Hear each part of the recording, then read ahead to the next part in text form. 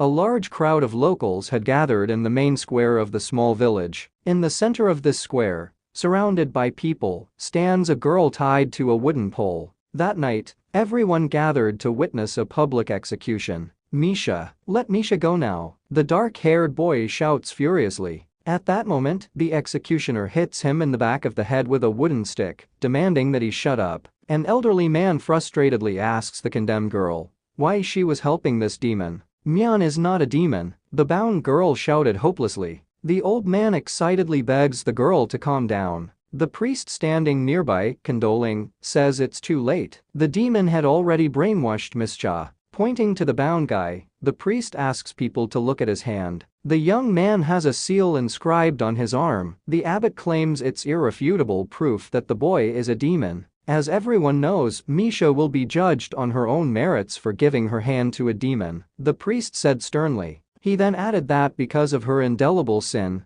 Misha must suffer in hell for eternity. The people in the crowd can't believe it's true. Experiencing endless suffering without knowing when it will end is too cruel for her. A little girl approaches the priest and tearfully asks him if there is any way to save Misha. Calling the baby girl Elena, the gracious rector of the church responds that there is such a way. The overjoyed girl asks the priest to save Misha at any cost, no matter how. She promises to help in any way she can. Approaching the little girl, the priest sits on his knee in front of her and promises that he will save Misha. All she has to do is go through a purification ceremony. The surprised girl looks at the bishop and asks what a purification ceremony is. Smiling, the rector of the church tells Elena that she will soon see for herself. He then stands up and steps back a little and announces the beginning of the purification ceremony. "Elliot," the priest said ominously, looking at the executioner. The executioner in the gray robe has in turn already lit a torch and is heading towards the bonfire. Walking over to the bonfire where Misha is standing,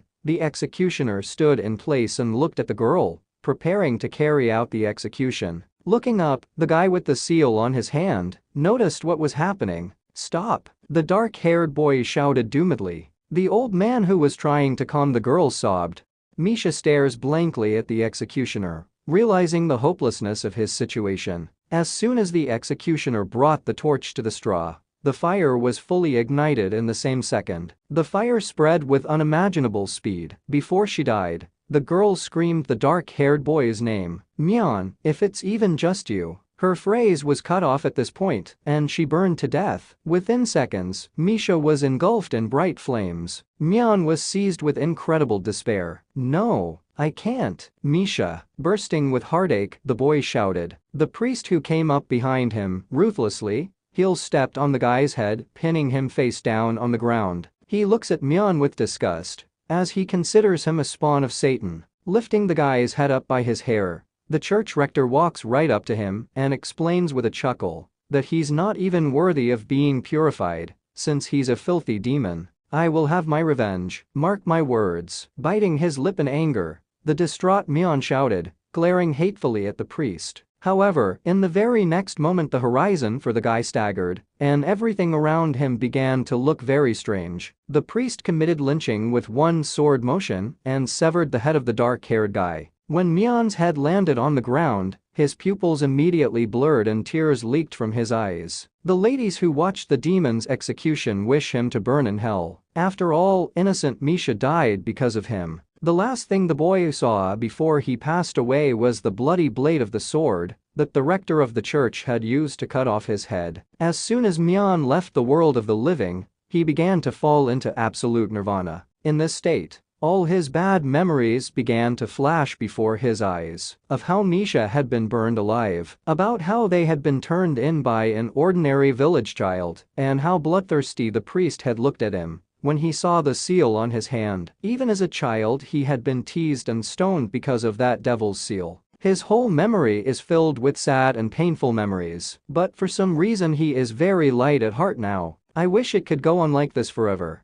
It was unclear whether it was real or just a feeling, but after an indeterminate amount of time, an unknown force dragged Mion into the depths of nothingness. Regaining consciousness, the boy leisurely opens his eyes from a dead sleep. Mion lies on the cold stone floor, still in the same clothes he died in. Realizing what was happening, the guy leaned his hands on the floor and jumped up sharply. As he rises from the ground, he notices that he is in a huge room with an enormous door in one of the walls. Mion is fully convinced that he's already dead, so why is he still alive? Also, there's no trace of blood on his clothes. Is that even possible? I hardly think I got here because of that mark on my hand, the boy said perplexedly aloud, looking at the back of his palm. You talk to yourself too much, snotty. Hearing an unfamiliar voice in his head, the boy, frightened and trying to find the source of the sound, shouted out, "Who is it?" The voice introduced itself. "They call me Bucky.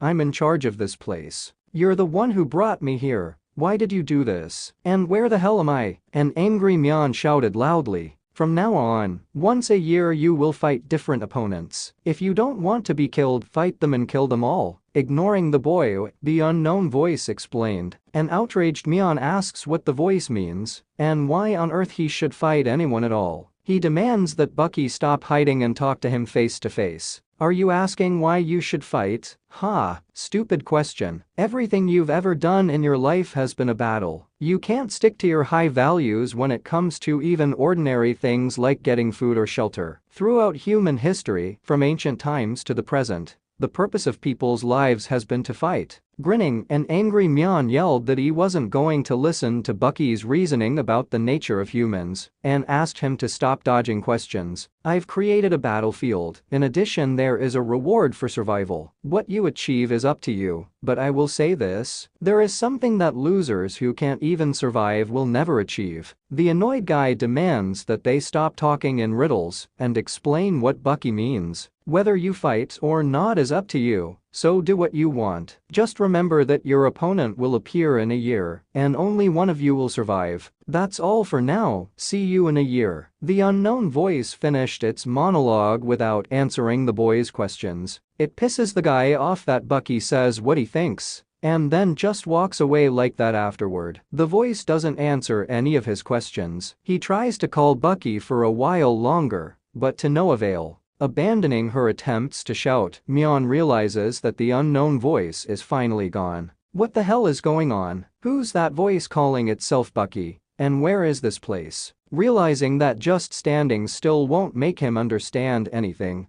the dark-haired guy decides to look around a bit and gathers some information about the place. Next to him, he notices a massive blue door. Could this be the way out? Walking up to the metal door, he starts banging on the outside with all his might and asking if anyone is in there. Without stopping to pound on the door with his hands, Mion continues to shout, "Is there really no one on the other side? Answer me." The boy shouted doomedly, hitting the door with both hands. "It's been a long time." In her last breath, Mion tries to get someone's attention and asks for the door to be opened. He's been banging on the door for so long, but it hasn't even moved. However, that door was his only way out of here. Finally exhausted, the boy retreated to the depths of this room and lay down to rest. Apart from the door, this room is made up of stone walls. It's almost impossible to get out of here. To put it in other words, it's a perfectly sealed room. However, it is strange that he can see normally here, as if this room is in broad daylight, even though it is closed so tightly that there is not even a dim ray of light. Furthermore, he can tell exactly what time it is, whether it's day or night. He can also tell how many days are left until he has to fight unknown opponents. Whether this stone room is strange, or whether Mion is strange, even the lad himself can't tell. He doesn't know what is what anymore. Besides, he wonders what became of Misha, whether she got here with him. Waking up and opening his eyes, the guy sits down on the ground, realizing that he had fallen asleep for a while. Suddenly, Mion smelled a strange but very pleasant odor. Nearby lay a variety of different cooked and delicious food. When did this come in? How did it get in here? There was no opening anywhere. With a suspicious glance at the food, the guy realizes that he's really hungry, and his stomach is completely empty. But is it safe to eat it? Everything on the floor looks awfully appetizing. It feels like it was cooked for royalty. Mion is tempted to look at the sumptuous food. There's nothing to lose. He takes the huge ham that first caught his eye. As he takes a bite, he realizes that the food seems to be fine.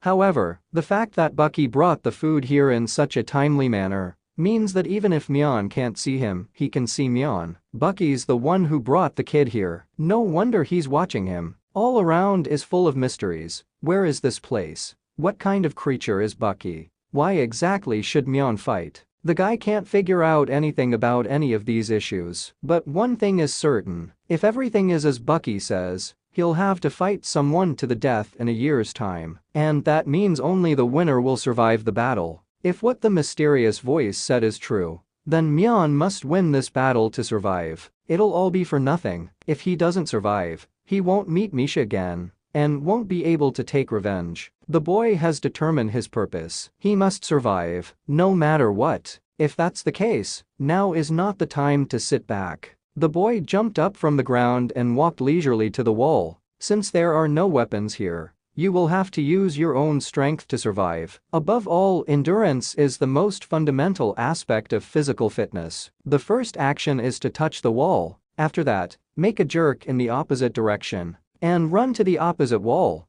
Then repeat it over and over again. Long-distance running is simple, but in the absence of weapons, it is an effective workout to develop his endurance. Mion's legs are getting heavy. He wants to stop and rest right now. He cannot stop. The most important thing in this exercise is to continue moving at all costs, even if the speed drops a lot. As soon as he stops, he's out of breath, and the effectiveness of the workout is cut in half. By any means, a guy should not stop until he reaches the amount of training he is aiming for. Side by side with long-distance running workouts are push-up exercises. In combat, kicks are risky because they can only be used under ideal conditions, in which case, neither Mion nor his opponent will use them. In other words, his opponents will mostly fight with their bare hands like himself. That's why a guy shouldn't skip push-ups, because they are the main way to build upper body muscles. For now, Mion will only train his lower body for long-distance running, and then focus on his upper body. He made a promise to himself that after a year of such agonizing training,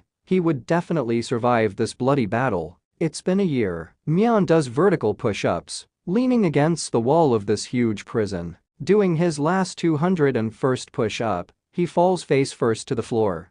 Today marks 1 year since that day. A battle is about to begin. A battle where a guy has to kill a man he doesn't even know. Bucky spoke up. The battle is about to begin. When Mion heard that, he jumped up sharply. Carve it into your mind. Winner takes all. Loser loses all. Well, good luck with that. Immediately after those words, the huge door that had been holding Mion back all this long year finally swung open in front of him. With a fearful look at what lay ahead of him, Mion swallowed nervously. He finally gathered his strength and stepped into the unknown, traversing the huge gate and making it to the other side. Once inside, he realizes that the room he has entered has the same structure as the room he has been in all this time. After looking around a bit, the guy notices something interesting. In the distance stands the barely discernible silhouette of a man. It's probably his opponent, but he's standing too far away, so Mion can't get a good look at him. He decides to try to get closer. As he gets closer, he notices a white-haired, frightened boy. After looking a little closer, Mion realizes that this kid is about his age. However, this kid is much skinnier than Mion, and also with bare fists. Suddenly snapping out of his seat, the dark-haired guy rushed towards his opponent. He decided to attack first. In a fight, the one who strikes first wins. So when he was close to his opponent, Mion immediately raised his hand to deliver a powerful punch. The guy with white hair, clearly very scared, asked Mion to wait a bit and not to start so abruptly. After all, he claimed they didn't need to fight. Realizing that the opponent is much weaker, the dark-haired guy decides to stop and listen to his opponent. Frozen in place, Mion asks his opponent why it's not worth it for them to fight. If it's like Bucky said, they should kill each other first. The white-haired guy explains that Bucky tricked Mion, after which, with a forlorn look, he tells his truth. When someone first gets here, they're all alone, so you have no choice but to just take Bucky's word for it. He believed him at first too, but now he doesn't believe him anymore, because everything Bucky says is a lie. Mion asks why Bucky would lie about that. The white-haired guy replies that he doesn't know why Bucky would want to do that,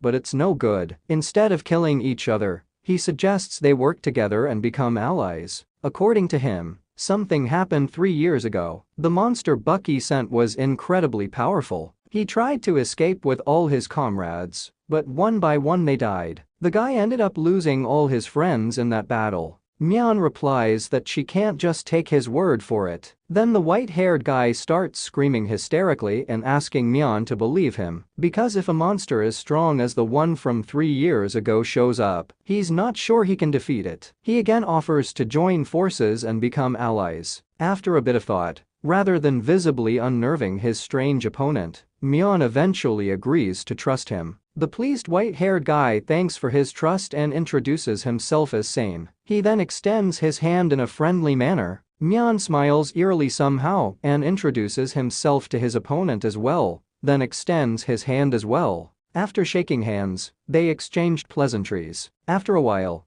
they are already sitting at the center gate and having lunch together, telling various stories. In the middle of the meal, Sane yawns. "Are you tired?" The dark-haired boy inquires of him. Sane replies that it was most likely because he was relieved. He was worried because he didn't know if he would have to fight or not. Mion notices that he too is starting to feel sleepy. He suggests that we call it a night and go to sleep. The comrades wish each other good night and go to bed not far from each other. Sane, who had been lying almost motionless for a long time, perfectly imitating a deep sleep, suddenly wakes up, opening his eyes abruptly. What an idiot that Mion is. Sane sounded like a weirdo from the beginning, but this guy still believed everything he said. Easy win again this time. The white-haired boy thought to himself as he turned around, but suddenly his sly face changed. Now it reads genuine horror and despair. Mion stands in front of Sane at full height, fists tensed. The horrified white-haired guy is surprised that his partner is still awake. "Gee, turns out we were thinking the same thing," Mion said, looking bloodthirstily at his opponent and smiling grimly. Without letting Sane say anything in response, the guy immediately delivers a strong punch to his enemy's face. After taking his opponent to the ground with one blow, Mion sat on his chest and began beating him mercilessly, punch after punch without stopping.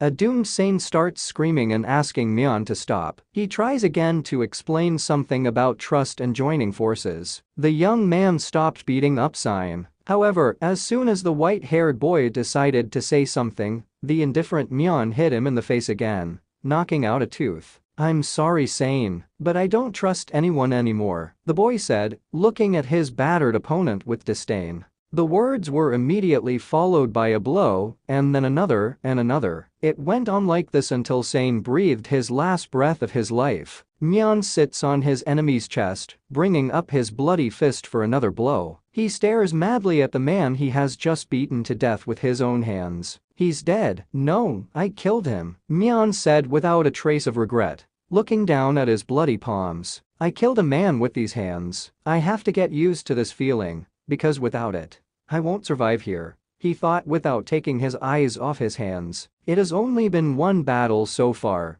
but he already knows the true nature of this place. This is not the battlefield of neat knights in armor where they fight impartial duels. It's a dump where animals, covered in mutt and full of hate, fight each other to the death. There's only one conclusion: either you eat meat, or you become meat. Closing the eyes of the sign he just killed, Mion walks away, vowing to himself that he will definitely survive and make it to the end. Suddenly the guy, sensing something amiss, stops. It felt like someone was trying to interfere with his memory. Mion began to remember things that had clearly never happened to him. There were memories of places he had never been. A crying newborn Sane is soothed by his mom. A white-haired boy rides his little brother on his back. Sane carries firewood home to keep his family warm in the coming winter. His younger brother asks him to bring him some food because he is hungry. Sane goes to the market and tries to steal bread from the counter. At the same moment, the owner of this counter hits the guy on the head with a wooden stick, which kills him. Already in this room, Sane talks some guy down, after which, when he falls asleep, beats him to death with his fists. All of Sane's memories are imprinted on the dark-haired boy's mind, as if he had lived it all himself. The memories of the enemy he killed became his own. Suddenly, Mion notices that he begins to glow a strange blue color. That mysterious glow is coming from Sign's corpse. And you did it fast. I'm surprised, Bucky pronounced. After saying those words, long demonic arms emerged from the ground. They wrapped their arms around the white-haired boy's body and began dragging him into the darkness. Sane's voice is heard coming out of his physical body. He screams in panic, "I don't want to die." Without stopping screaming desperately, he turns around to Mion and reaches out his hand to him and asks him to save him. A frightened Mion doesn't understand how this can happen. After all, Sane is dead. How can he see and hear him? Suddenly, one of the demonic hands grabbed Mion's leg, but he stepped back and pushed the hand away from him with a scream. At this time, having completely enveloped Sign's body and spirit, the demon dragged him into the abyss behind him. While a dumbfounded Mion is trying to figure out what the hell just came out, Bucky speaks up, "Congratulations on your first win." Still frightened, Mion asks Bucky not to leave and to answer one question for him. What happens to those who died here? You have two ways to find out. One, have Bucky, who is the absolute here, tell you. The other is to see for yourself. If you want to know where the dead go, there's an easy way. Die and find out for yourself.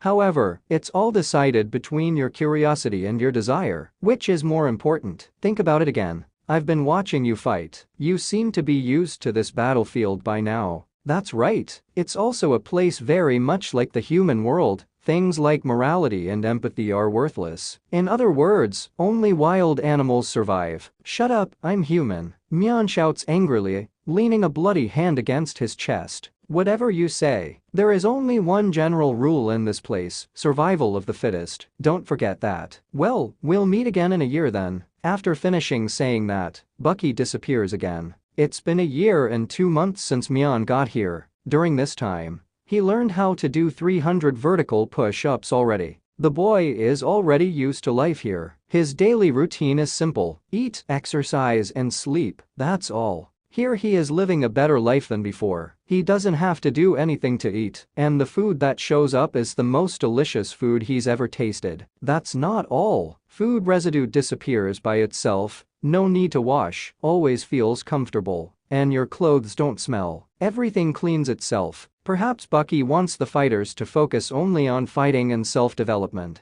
Doing what Bucky wants offends Mion. But he has no other choice. He doesn't want to die a miserable death like Sane. If he dies here, where will they take him? Could it be someplace more sinister than this? Also, Mion wants to find out what that light was that came from Sane's corpse. Training to survive is not enough. He must still gather information. Sane survived because he used information. Any information is better than nothing, and Mion has to find a way to get it. The first person worth getting information on is Bucky, but he won't talk at all. So at this point, the only way for him to get information is to get it from his next opponent. But Mion doubts that the enemy will honestly give out all the information. At the very least, everything Sane has said is a lie, except his name, and the guy is no different. But all in all, when you think about it, none of that matters. Mion will just take all the information from them by force. After he killed Sine, someone else's memories had appeared in his head. These new memories were of Sine. The guy doesn't know how this is possible. The only thing he realized is that he can take the memories of his opponents if he kills them. And that memory is the only information that can't be hidden.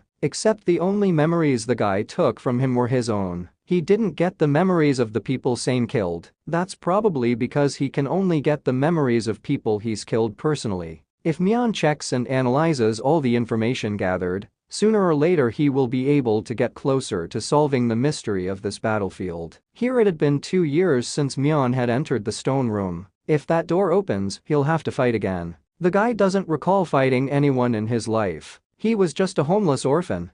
There was no one who would accept an orphan like him. There seemed to be no place for this boy anywhere. But even a man like him found a ray of hope in this village. The kind-hearted villagers accepted Mion as a resident of the village, and then he gave up his wandering life to live in the hamlet. But he realized that they had not accepted him as part of their community. And if anything happened, those damned villagers were ready to banish him at any time. After all, the boy was nothing more than a stranger they could always get rid of. A battle is when the forces of both sides are equal. What was happening to him was not a battle. All he had left was to become an obedient boy. without any desires. It's always been like that. Even when Mion had found a beautiful stone by the river as a child, he took it in his hands and began to look at it with pleasure. A village child sneaking up from behind just took that stone away with the words, "I'll take this, Mion."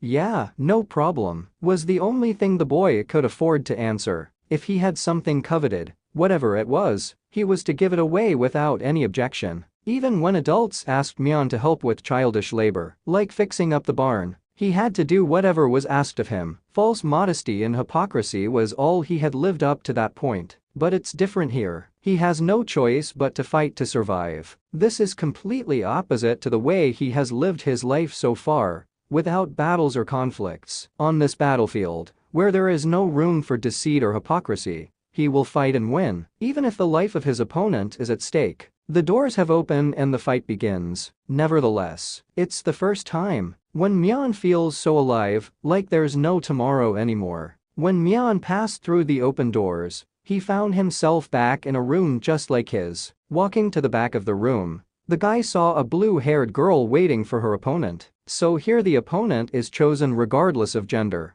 Anyway, nothing changes from the fact that Mion's opponent is a girl. To survive, he must defeat her.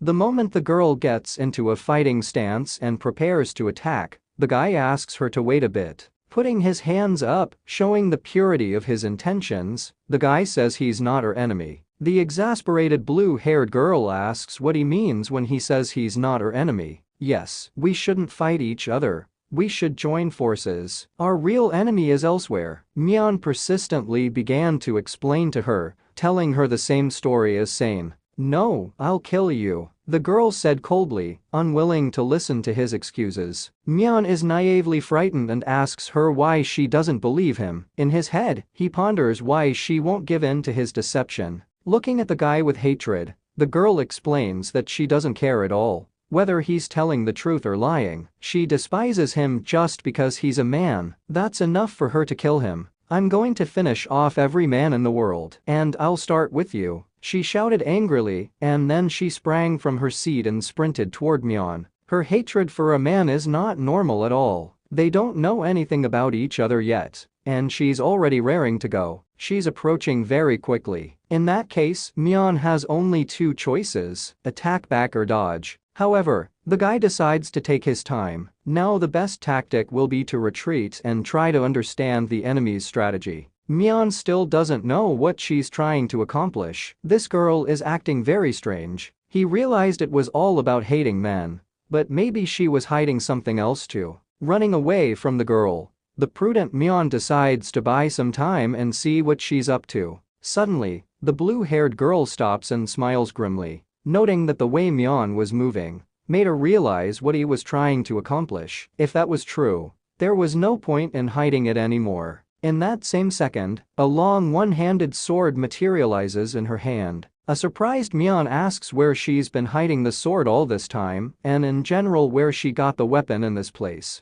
Swinging her sword with all her might, the girl frantically shouted that she had no intention of telling anyone about it. Damn it, that's not fair. Nothing in this world is fair at all. While dodging this girl's blows, Mion noticed that she was incredibly fast. It was as if she had been fencing all her life. Also, because of the angle of her swing, it's hard to dodge her. She's so small in stature, but she's good with a sword. Plus, even though this room isn't small, it's still an enclosed space. At this rate, Mion won't be able to dodge for long. "You think you can avoid me forever?" the blue-haired girl shouted angrily, striking with her sword. As she came close to the wall, the guy dodged just in time, but her attack hit the wall, and the weapon flew out of her hands. Realizing that this might be his only chance, Mion immediately rushed towards the sword to pick it up and seize the advantage. "Shit," the girl muttered, looking hopelessly at the sword lying on the ground. "Looks like we've switched places now." The dark-haired boy grinned and held his sword in his hands. "Damn man," shouted the girl, standing in the same spot.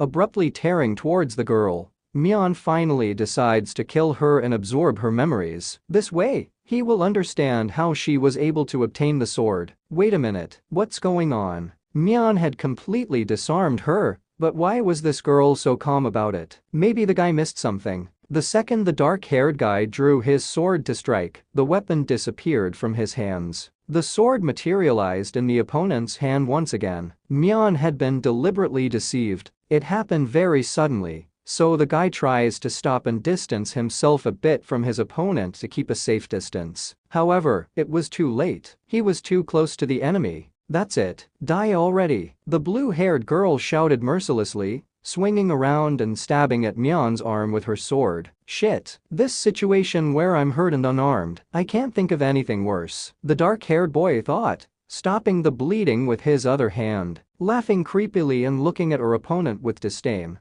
the girl asks him where all his energy went. She mockingly demands that the guy come over and take it. Mion's wounds are deeper than he thought. He's already lost a lot of blood. However, the opponent did not want to give the guy time to rest or think about the plan. The girl immediately threw a series of punches. Each time her attacks become more and more assertive, making it harder for Mion to dodge them. Her attacks seem to be getting faster and faster. "You won't win if you keep avoiding me like this, you bloody man," shouted the enraged girl, delivering blow after blow. After a while, Mion realizes that it's not her speeding up, it's him getting slower. Would he, already all shredded and exhausted, be able to dodge her next attack? "Now I'm going to finish you off," winding her sword above her head and accelerating, the blue-haired girl yelled madly. "It's too fast. Mion won't be able to dodge." Various horrible memories immediately began to surface in his mind. They reminded him of what he was here for. All his life he'd lived like scum. He must have his revenge, for himself and for Misha, who was executed in front of his eyes for no reason. He doesn't want to be a loser anymore, facing death and cornered. Thanks to the confidence and determination that filled his heart and mind, he was able to repel the final blow of the enemy. The weapon that had severed his own head materialized in his hands. Ironically, this time it had saved his life. "How dare you block my attacks, you worthless man," shouted the enraged opponent. Mion immediately retreated farther away from his opponent. Fortunately, he was able to repel this attack without any consequences and retrieve his sword. But the situation was still hopeless. Strength, agility, technique, skill. In all of these things, the enemy is superior. Despite this sudden turn of events, the blue-haired girl continued to attack her opponent relentlessly. It's getting harder and harder to dodge. Some of the attacks are minor, but still reach their target, leaving small wounds on the guy's body. Mion is losing blood faster and faster. If the fight drags on too long, he'll definitely lose. Even with a sword, you're still running away. "Don't you have any pride?" the girl shouted angrily, waving her weapon around. Right now, all of the guy's energy is spent trying to withstand her attacks. He's completely unable to counterattack. Nevertheless, Mion believes his chance will surely come. While the guy sits on his knee without strength, leaning on his sword, the girl says imperiously, "How dare you resist me, you worthless man." When a guy is in that state, she thinks she's already won. "In your next life, don't you dare be born a man," the distraught girl shouted, bringing her sword behind her head for the killing blow. This is exactly what Mion has been waiting for. The moment when the opponent would make a big swing for the final attack, the guy jumped off his knee and launched his only attack of the entire fight, trying to take advantage of the chance he was given. Running closer, he blocks the sword strike with his left hand, allowing the blade to enter almost to the bone. The dazed blue-haired girl cries out, not understanding why he did it. "You missed one important thing," Mion said quietly through gritted teeth in pain. At the same moment, he swung his sword in a swift motion and pierced through his opponent. "When you kill someone, be prepared to be killed yourself," the guy says indifferently, looking at the face of the girl stabbed by the sword. Drenched in blood, the blue-haired girl doesn't understand why. Even though she was swinging her sword the whole time, Mion still decided to shorten the distance. "I was beaten by a guy who doesn't even know the basics of swordsmanship." Falling to the ground, she whispered in frustration, "I don't know much about you, but I feel like you deserve to have all your time spent fencing go to waste," Mion said with disgust, looking at his opponent and smiling nervously. The girl looked at the guy with hatred and shouted out of her last strength, "You bastard." She doesn't want to die here without killing all these damn men, but her fate is already sealed. At this moment, Mion falls to his knees without strength, dropping his sword. He won that battle too, but the guy lost so much blood that now he might die. At that very second, the wounds from the battle began to heal very quickly. He's saved. His wounds are completely healed. The moment he kills his opponent, his body is healed. Suddenly, just like the last time he had finished off Sign, memories of the blue-haired girl he had killed entered his mind. A little girl fights with her brother over a stuffed bunny. A grown woman comes up and takes her toy away from her. The mother explains to the girl that her brother took the toy first. Already in her teens, she decided to show everyone that girls can wield a sword too. Masterfully delivering her best punch, the girl managed to shred the training dummy, unlike her untalented brother. However, it happened that her father ordered her to quit fencing and prepare to become a bride. When the girl asked her father to choose whom to marry, he told her to keep silent. She has no right to choose what to do with her life. Since she was born into this family, she is part of it. It is natural to sacrifice herself for her family. She couldn't understand why only women were being sacrificed.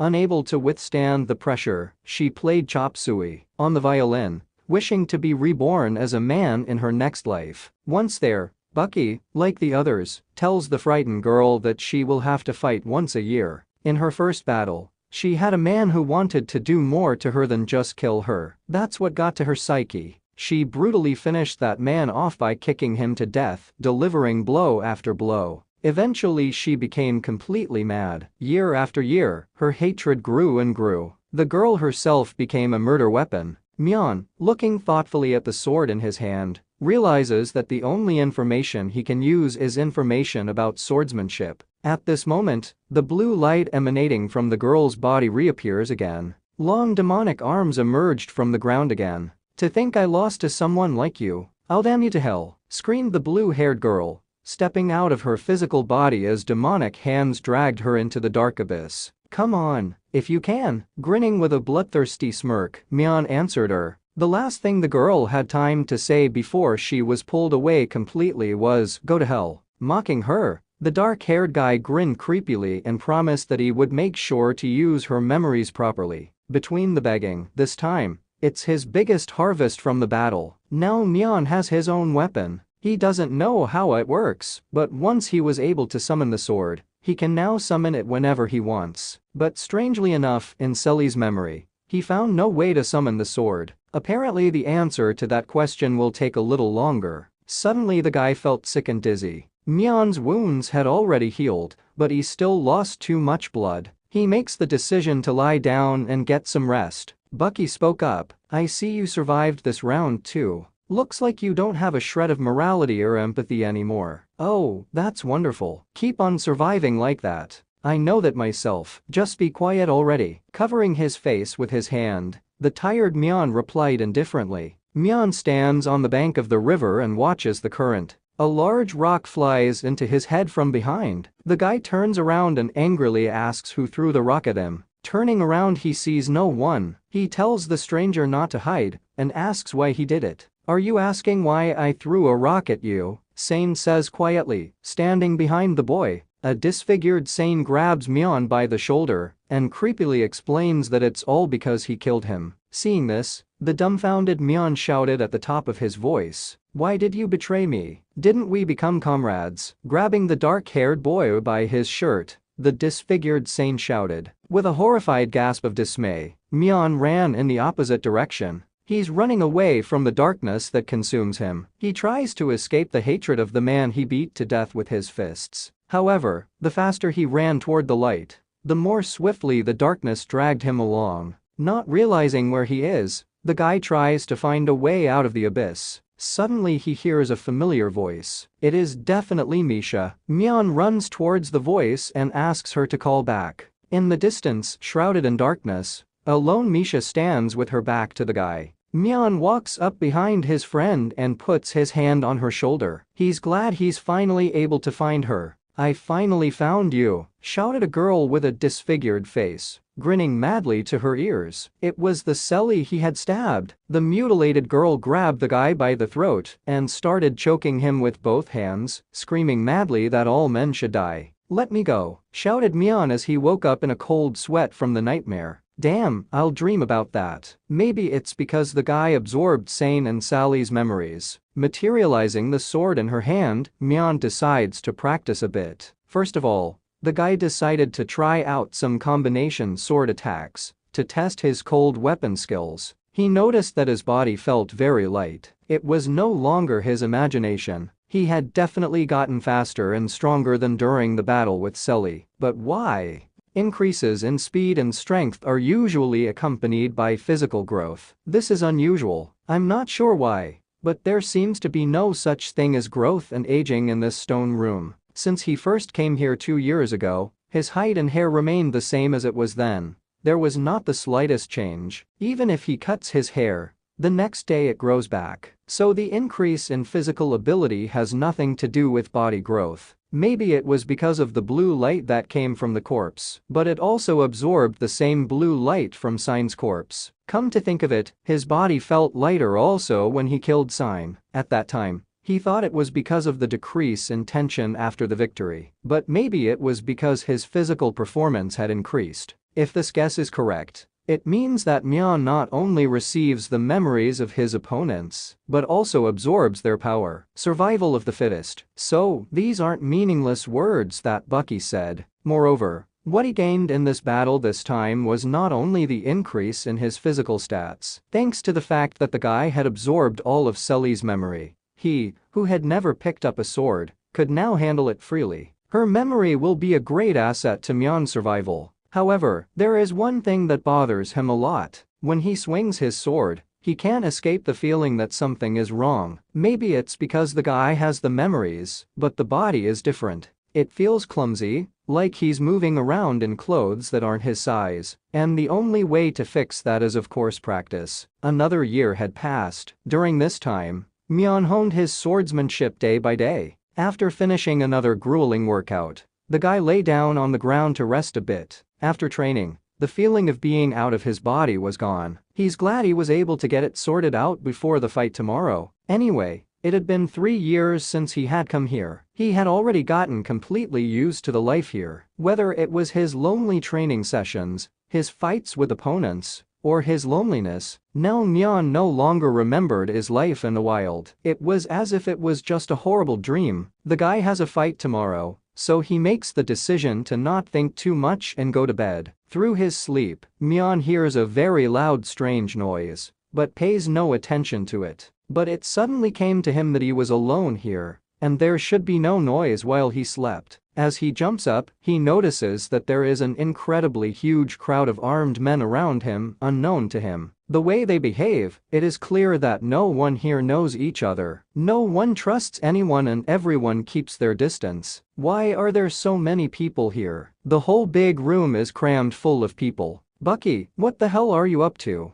Today was supposed to be the day of battle, when Mion would have squeezed to death with the enemy that came out from behind the gate. But with so many people suddenly appearing here, did that mean something else was going on? The others don't seem to be much different from the guy. They all don't understand what's going on. That means this is the first time a situation like this is happening. In that case, there's no point in starting a conversation with them, since no information will be forthcoming. Is there no other choice but to ask Bucky? No, wait a minute. Mion's been thinking about something. Would it be a bad idea to take the first step? They are all on high alert right now, but because they are expecting attack from all sides, they are more vulnerable. If he uses this to his advantage, he can turn it into an advantage. Just as Mion decided to spring into action, the man behind him called out. The frightened boy turned around sharply. Smiling, the green-haired guy asked not to be so cautious towards him. As he got closer to Mion, he noticed that they were most likely the same age. Is it just a coincidence that this guy approached Mion just as he was about to attack? The guy decides to listen to the stranger for a while. My name is Rako, what's yours? The green-haired guy introduced himself in a friendly manner. Mion also introduced himself to his interlocutor before asking if he knew anything about what was going on here. I don't know. Today was supposed to be the day of the battle, but before I knew it,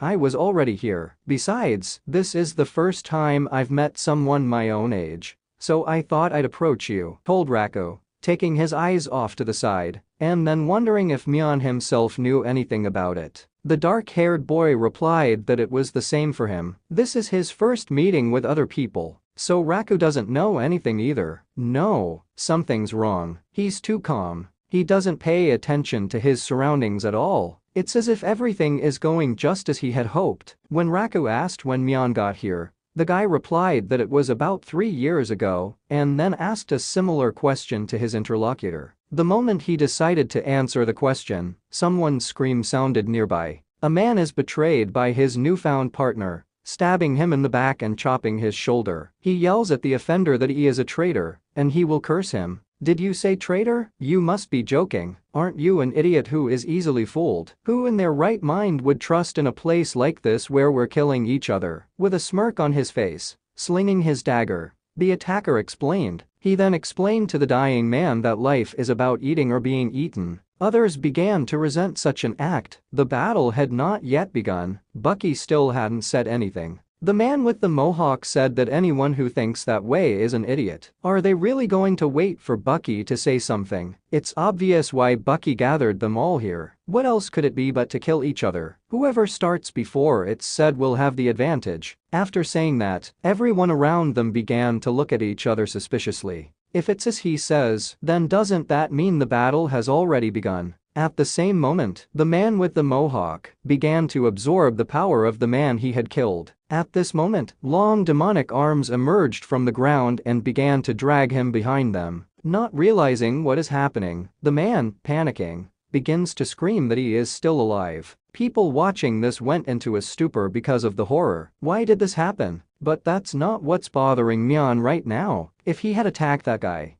they would have taken him there too. At that moment, Bucky spoke up. I see everyone has gathered. Come to think of it, I never really explained the rules, did I? Everyone who fights here will go to hell. One of the people present starts yelling at Bucky, calling him a bastard. He asks why Bucky still hasn't explained why he gathered them all here. Another man shouted out, asking Bucky why he was making them fight in such a place, then demanded that he be returned to where he was. At the same moment, demonic hands came out again and dragged the two of them into the underworld. Anyone who stands against me will go to hell. Is there anyone else who wants to live in hell? Bucky said. I despise those who interrupt me. Are you upset? It's only natural, though, you're all weaklings. Up until now, you've all fought in a battle where your opponent was only one person, but from now on, the way you all fight will change. The gate in front of you will introduce you to a new battlefield. Your opponent out there is everyone but yourself. There is only one rule: survival of the fittest. When you find yourself on a new battlefield, you'll know what you need to do, so get moving. Just as Mion is about to enter the new battlefield, he is called out by Raku. Let's meet again, the green-haired guy said with a friendly smile. After that, he turned his back to Mion and entered the gate. Yep, the dark-haired guy said, smiling back, looking at him. Everyone present is already fighting on the battlefield. Well, Mion has to hurry too, to keep up with the general pace. The guy turns around and walks through the dark gate. As he walked out of the gate, Mion noticed that there wasn't a single person around him, though he's sure most got here much earlier than he did. First of all, Mion decided to inspect the battlefield. From now on, he won't be able to relax for a second. There's only one rule here: survival of the fittest. For Mion, everyone here is an enemy except himself. You never know when and where an enemy might appear. Even one moment of carelessness can result in a guy being swallowed in one fell swoop. After walking around the corridors here for a bit, Mion realized what kind of place he was in. The whole thing is one huge labyrinth. The passages are connected in all directions. There's no beginning or end in sight. Staying in the stone room would have been much better than this. Where this path led, or where he should go, Mion had no idea at all. Behind the wall, the boy heard some sounds. It sounds like other people's voices, but they are far away from him. It means that there is no one near him right now. Suddenly he heard a sound nearby. Someone is fighting nearby. Mion decides to go to the source of the sound to find out what's going on. Two boys are fighting on swords. The boy in green is already wounded in the shoulder. The man in the blue cape laughs at the wounded boy and suggests that he stop resisting.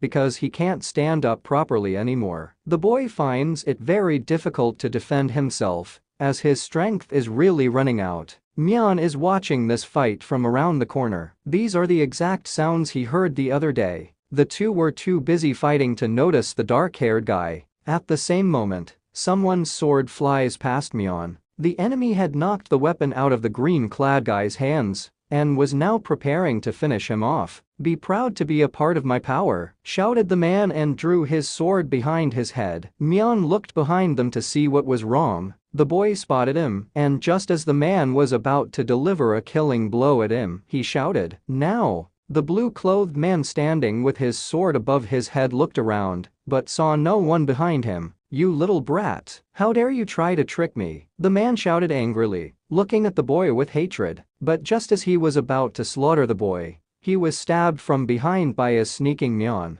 "You coward, you stabbed me in the back during battle," the blonde man muttered before he died. Looking ruthlessly at the man he just killed, the guy takes his power. When the demons took the dead man's body to the underworld, Mion called him an idiot with a chuckle. "Everyone is an enemy here. It's natural to attack your enemies, isn't that right?" Mion inquired of the wounded boy lying beneath his feet. He, trying to keep himself alive, replies that it doesn't mean you have to make everyone your enemy. If you get along with someone, you can become comrades. "I wonder if there is such a person." Twirling the sword in one hand indifferently, the dark-haired boy muttered. The wounded boy tries to convince Mion that he is the man. After all, it is thanks to the boy that he is still alive. The boy thinks that they can become good comrades since Mion saved his life. As if not listening to him, Mion raised his sword above him and struck with a light swing. However, after a couple of seconds, the boy realizes he's still alive. Stopping the sword blade in front of the kid's face, Mion clarifies that he believes his words for now. After that, he introduces himself. The boy thanks him for believing him and is called Edgar. Without answering him anything, Mion, with a satisfied expression on his face, simply turns around and walks away. He figures he won't get much stronger even if he kills a guy who looks so weak, so he decides to let him live for now. If need be, he can kill him at any time. Especially if he meets someone much stronger, he can use the boy as a human shield and escape. At that moment, the memory of the deceased seeped back into his mind. This memory doesn't seem particularly useful. Mion was very fortunate to have been able to get Sully's memories early on. The sane man lived an ordinary life, far from the battles. Sitting on the ground, the boy looks at the back of the departing Mion. His wound's pretty deep, and the bleeding won't stop. At this rate, he'll be dead soon. And so he decides to kill his savior to heal his wounds. He raises his weapon and stealthily sneaks up on Mion, drawing his sword to stab him in the back. Edgar strikes with all his might, but his sword stops. The boy's face fills with fear. Mion blocked the attack without looking at his opponent, putting his sword behind his back. The boy turned back to Edgar, looking at him chagrined and disdainful. At that very second, the sword flew out of the kid's hands. "Edgar, do you have any last words left?" Pushing the boy to the ground with his foot and pointing his sword at him, Mion inquired. Edgar starts to get out of it again. He explains to the dark-haired guy that he got it all wrong. Because his shoulder hurts and he doesn't feel strong, his arm accidentally slipped. In the next second, Mion stabbed his sword into Edgar's face. "Comrades, as if we could be comrades in such a hell." Staring blankly at the corpse beneath his feet, Mion said. After a while, the guy is walking alone through the labyrinth again. He's already hungry. Come to think of it, how the hell could he get food in this place? Back there in the stone room, food would appear around the time he was hungry. He decides to focus on finding food for the moment. Mion, looking around, wanders alone through the maze in search of food. Suddenly he notices the cooked food lying on the ground. Everything looks the same as in the stone room. The guy thanks God there's no one here, and he's the first one who could find it. He decides to sit down and have a quick meal before anyone comes in. At the same moment, someone's voice rang out. Someone's coming. There seems to be more than one person. 3 armed men came up from behind, uniting into one group. They are unhappy that Mion is sitting alone eating like a rat. One of them offers to kill the guy. Realizing that he couldn't handle the group alone, Mion immediately got to his feet and ran in the opposite direction,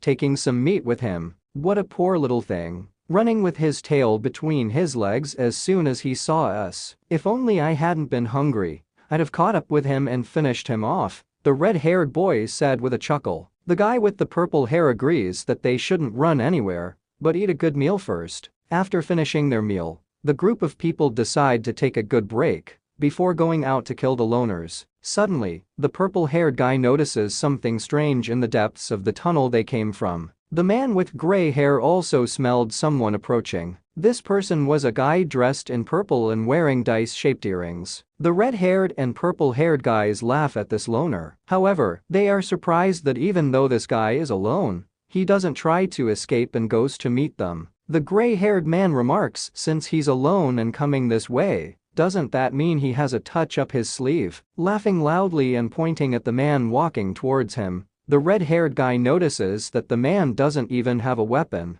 And even if he had a weapon, how could they lose if there are 3 of them and he's alone? If that guy is looking for a fight, not realizing the position he's in, they might just kill him. The gray-haired man clearly doesn't like the idea, but while they were discussing all this, a man with earrings walking towards them just walked past. The guy with purple hair started laughing at the man who had just passed. He was sure that the man realized that he didn't stand a chance against them. Then, pulling out his sword, the red-haired guy jumped up and ordered the man with the earrings to stop. The purple-clothed guy stopped and turned around to look at the sword-naked opponent. The red-haired guy teases him, saying that the man in purple is a spineless bastard who meekly passes food because he's afraid to fight over it. The man in purple clearly didn't like the insults directed at him. By the food that had just been eaten by a group of people lay the remains of the bodies of a purple-haired guy and a gray-haired man. "Who the hell are you? I've never heard of anything like this," screams the red-haired boy trapped in the material cube in tears. He asks the guy with the earrings to let him go and promises he'll never see him again.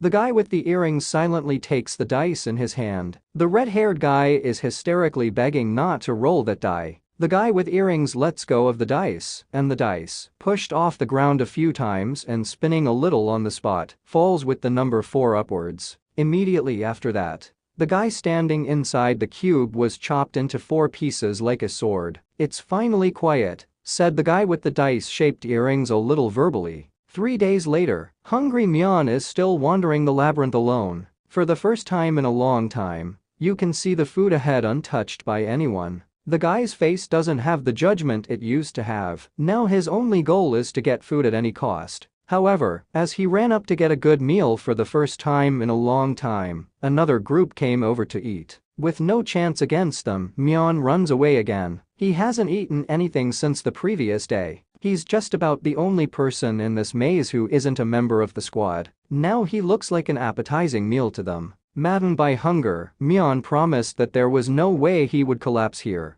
and would definitely survive. A red-haired man, walking next to a regular kid, unhappy that they had to run away from a large troop again after giving them food. A group of 5 or 6 people had stolen everything again today, even though they had found the food first. The guy walking next to him asks Jack not to worry so much. When Jack asks him what he means, the guy explains that there is as much food as there are people fighting. Then, if they keep killing, the number of people will decrease, and there will be more food for those who are left. "You're such an idiot. It's not just the number of people. The amount of food will decrease too," the red-haired man shouted angrily. And he explains that it's not just about an empty stomach. Even if they don't starve to death, they end up having to fight other people for a piece of food. When that happens, who will win? The group of 5 or 6 people who filled their stomachs with food, or the starving people who couldn't eat anything? An annoyed Jack explains that if they hadn't known the guy when he was alive, he wouldn't be driving around with someone like him. Suddenly the kid notices the food on the ground, grabbing Jack's hand. The red-haired man praises Carl. He's finally being useful for once. However, Mion is already standing by the food, sword drawn. The 2 companions are surprised that someone has already gotten to the 2 loaves of bread. Jack tells Carl that it doesn't matter. They should just kill the guy and be done with it. It seems like an easy task for the 2 of them to take down one hungry guy and take his food from him. Walking over to Mion, Jack explained that it was their food, and if the guy didn't want to fight them, he should drop the bread and get out of here. Mion yells that he can't just give them the food, since he's been on the run for days and finally found it. Naive Carl replies that they haven't eaten in days either, and they aren't going to give up that food either. These words make Jack very angry. He yells at the guy, saying he's an idiot, and you can't just tell your opponent that. Carl apologizes, noting that they are in the same situation as Mion. In turn, Mion realizes that these two have also, like him, been in hiding for a long time and therefore will not back down so easily. If they can't back down, we'll have to fight them. However, after noticing the red-haired man scolding the kid, Mion has a bloodthirsty plan in his head. When the two decided to attack, the guy asked them to wait and told them they didn't need to fight. Mion asks the two companions to think about what they will be left with if they fight over food. This will make them even a little hungrier, and they'll soon go hungry, which means that even the one who wins will end up dead. Hearing this, Carl was greatly startled, but he continued listening to Mion. The guy explained that food was getting scarcer every day. It was probably Bucky's idea to make them fight over food. No one can survive in a maze where large groups have gathered, and food supplies are quickly running low. Eventually they will starve to death. Noticing how confidently Mion speaks, Jack asks him if he knows a way to survive. The guy replies that the only way to deal with a crowd is to become an even bigger crowd, so he offers to cooperate. Jack explains that he can't make a decision on his own, and so he decides to talk things over with his partner. Saying something in Carl's ear, the red-haired guy turns to Mion and informs him that they really should work together if he's going to share the food. Mion threw them one loaf of bread for two, and he himself, eating his own, announced to them that they were now a team. He explained that he, too, had not eaten in a long time, so he could not give them everything. Carl thanked the guy, saying that they hadn't eaten in a while either, but when he turned to Jack, he noticed that he had already eaten all the bread that had been given to the two of them. The guy asks the man why he didn't share with him. Jack promises the brat that he'll eat his portion when they find more food. It would be better if Jack ate first, instead of Carl, who's so clueless. Just as Mion suspected, they don't get along very well. It seems like a relationship where one party is taking advantage of the other. Carl must be very unhappy, and so Mion will take advantage of this in the future. Exploring the maze, the only thing they found were scraps. Finally exhausted and unable to find food, they decide, at Mion's suggestion, to rest for a while. Jack agrees with him. He too is very tired and wouldn't mind a nap right now. Mion asks them to set up here and goes to scout the area. Unable to hold back his tears, Carl asks his companion to keep looking for food, since he alone hasn't eaten anything. Calling him an idiot again, Jack says he can't take much more if he doesn't get some sleep. He then asks why don't they get some rest and then continue searching. The red-haired man goes to bed first, and he asks Carl to keep an eye on Mion. He is afraid that the boy might attack them. He asks Carl if he has understood everything. The frustrated kid replies that he's got it all figured out. It was always like that. Jack took his food away from him, always insulting and swearing at him over nothing. This time again he couldn't say no. It irritates him a lot in himself. However, this relationship between partners only benefits Mion. Internal conflict can go a long way toward developing his strength. As Bucky said, there is only one general rule in this place: survival of the fittest. Stepping out from around the corner, Mion walked over to his allies and immediately lay down next to Jack nonchalantly, placing his sword beside him. After waiting a bit, the guy pretending to be asleep opened his eyes and looked at the man lying next to him. It looks like Jack has already fallen asleep. Mion decides to spring into action. Still lying on his back, the boy shifted his gaze to the boy guarding them. Standing against the wall, Carl was surprised to notice that the young man was awake and looking at him strangely. At this moment, Mion nonchalantly began to lift himself off the floor, while a perplexed comrade yells out, asking the guy what happened. Rising to his feet, the young man headed toward Carl, putting his hand behind his sinus. Noticing that the guy was acting strangely, the dumbfounded boy immediately grabbed his sword, asking him what he was going to do. Moving a little closer, Mion calmly asked the kid to be quiet. Taking out his hand, the guy pulled out half a loaf of bread and held it out to his surprised partner. "That's all that's left of my loaf of bread. You're the only one who hasn't eaten anything, aren't you?" he said in a friendly tone. Looking at the dazed Carl, After thanking him, the boy took the bread and immediately began to eat it with gusto. Mion explains that his partner does not need to thank him because they are friends, and friends should help each other in times of trouble. Friends, well, yeah, you're right, Carl muttered uncertainly, looking at the loaf in his hands. As he continued eating, the boy asked the dark-haired boy if he hadn't eaten the whole bun. Pointing a glance at the man lying behind him, Mion explained that he had only pretended to eat the whole thing. After all, if he'd given Carl hers when they'd first met, Jack could have taken it all. Stuffing the last piece of bread into his mouth, the surprised kid asked what the guy meant. Am I wrong? You shouldn't be so surprised. With a horrified look at him, Mion uttered, he's the kind of guy who eats all the bread he's given for two. It's like he doesn't care about you or your feelings. Not wanting to believe what the guy had just said, Carl shouted out that this man wasn't like that.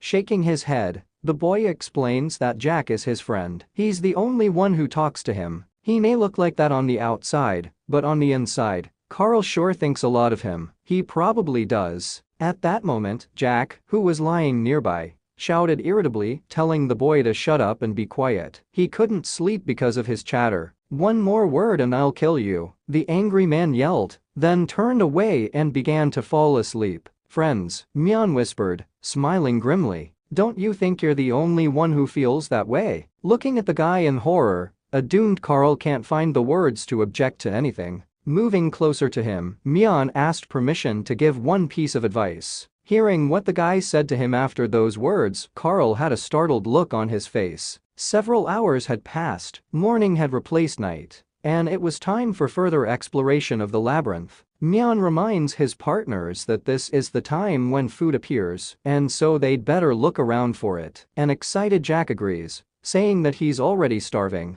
Looking at them, the dark-haired guy suggests that his comrades just go ahead for now. After a while, Mion and Carl walk leisurely beside each other through the labyrinth. Realizing something was wrong, the red-haired man turned around in surprise. Why is Carl so far away from them? Slowly weaving behind the boy, his gaze lowered frustratedly as he pondered everything Mion had told him last night. Hey Carl, what are you fussing about? Didn't you want to eat? Jack shouted irritably at him. Coming out of his musings, the kid realized that he was pretty far behind the group. Apologizing, he immediately ran up to his comrades. Jack glared angrily at the boy, noting how much of a pain in the ass Carl was. Quite a bit more time passed, but no matter how many times they walked, there was no food anywhere. It was as if Bucky had simply forgotten about them. But it didn't last long. After some time of searching, Carl, pointing his finger forward, shouted that there was food there. That's right, there really is food in there. Surprised, Jack swept up Carl, a guy who's usually useless, but he's good at finding food. However, looking thoughtfully at the corridor going far ahead, Mion realizes that something is not right here. There's something standing in front of the food. Some unknown matter that looks like a barrier or something. What is this translucent thing? Realizing that no one was around, an overjoyed Jack shouted to Mion that this food was definitely theirs now. Suddenly the dark-haired guy who stopped him with his hand asked his partner to wait a bit. At that moment, a man ran out from around the corner and, laughing, shouted that this food would now be his. A dumbfounded Carl immediately shouted that they were the first to find her. Shut up, she's mine, the stranger muttered with a chuckle, running into range of the unknown matter. But in the same second, that man's head was chopped in two. In an instant, the man's entire body was cut into pieces. As his remains fell to the floor, as they always did, a portal from the underworld opened and demonic hands dragged him to hell. What happened now? Did he just die? What's that all about?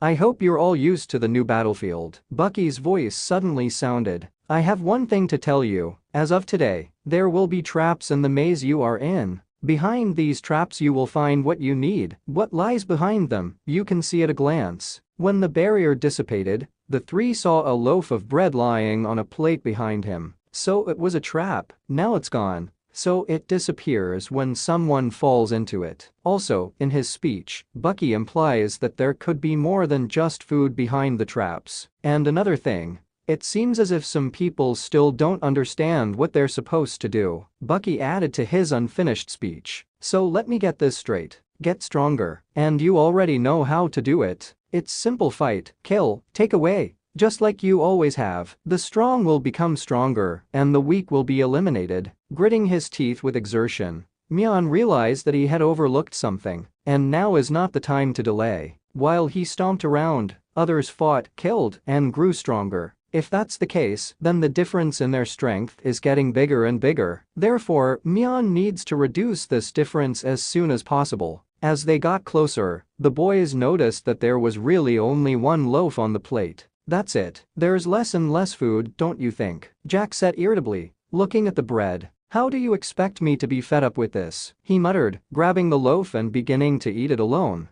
A tense Carl looked at the man and reminded him that it was his turn to eat. Chewing on his bun, Jack explained that it had been decided yesterday, but today would be different. Offensively lowering his gaze, Carl realized everything. Mion had indeed been right. This man is the kind of man who eats all the bread he's given for two. Like he doesn't care about his own friend. At that moment the boy was distracted from his thoughts by an irritated shout from Jack, who had already finished his bread. Approaching him, the angry man asked the kid if he had any objections. With a startled look under his feet, Carl says he has no objections. I have, Mion suddenly said, startling his partners with those words. The boy reminded him that yesterday Jack had eaten everything he'd given them for two. Even if it had been different, wasn't it rude to eat all the food alone when there was so little of it? Plus Carl hasn't eaten anything at all, so the man should give it to him. Unhappy with such remarks, Jack looked at Mion angrily. Tension hung in the air,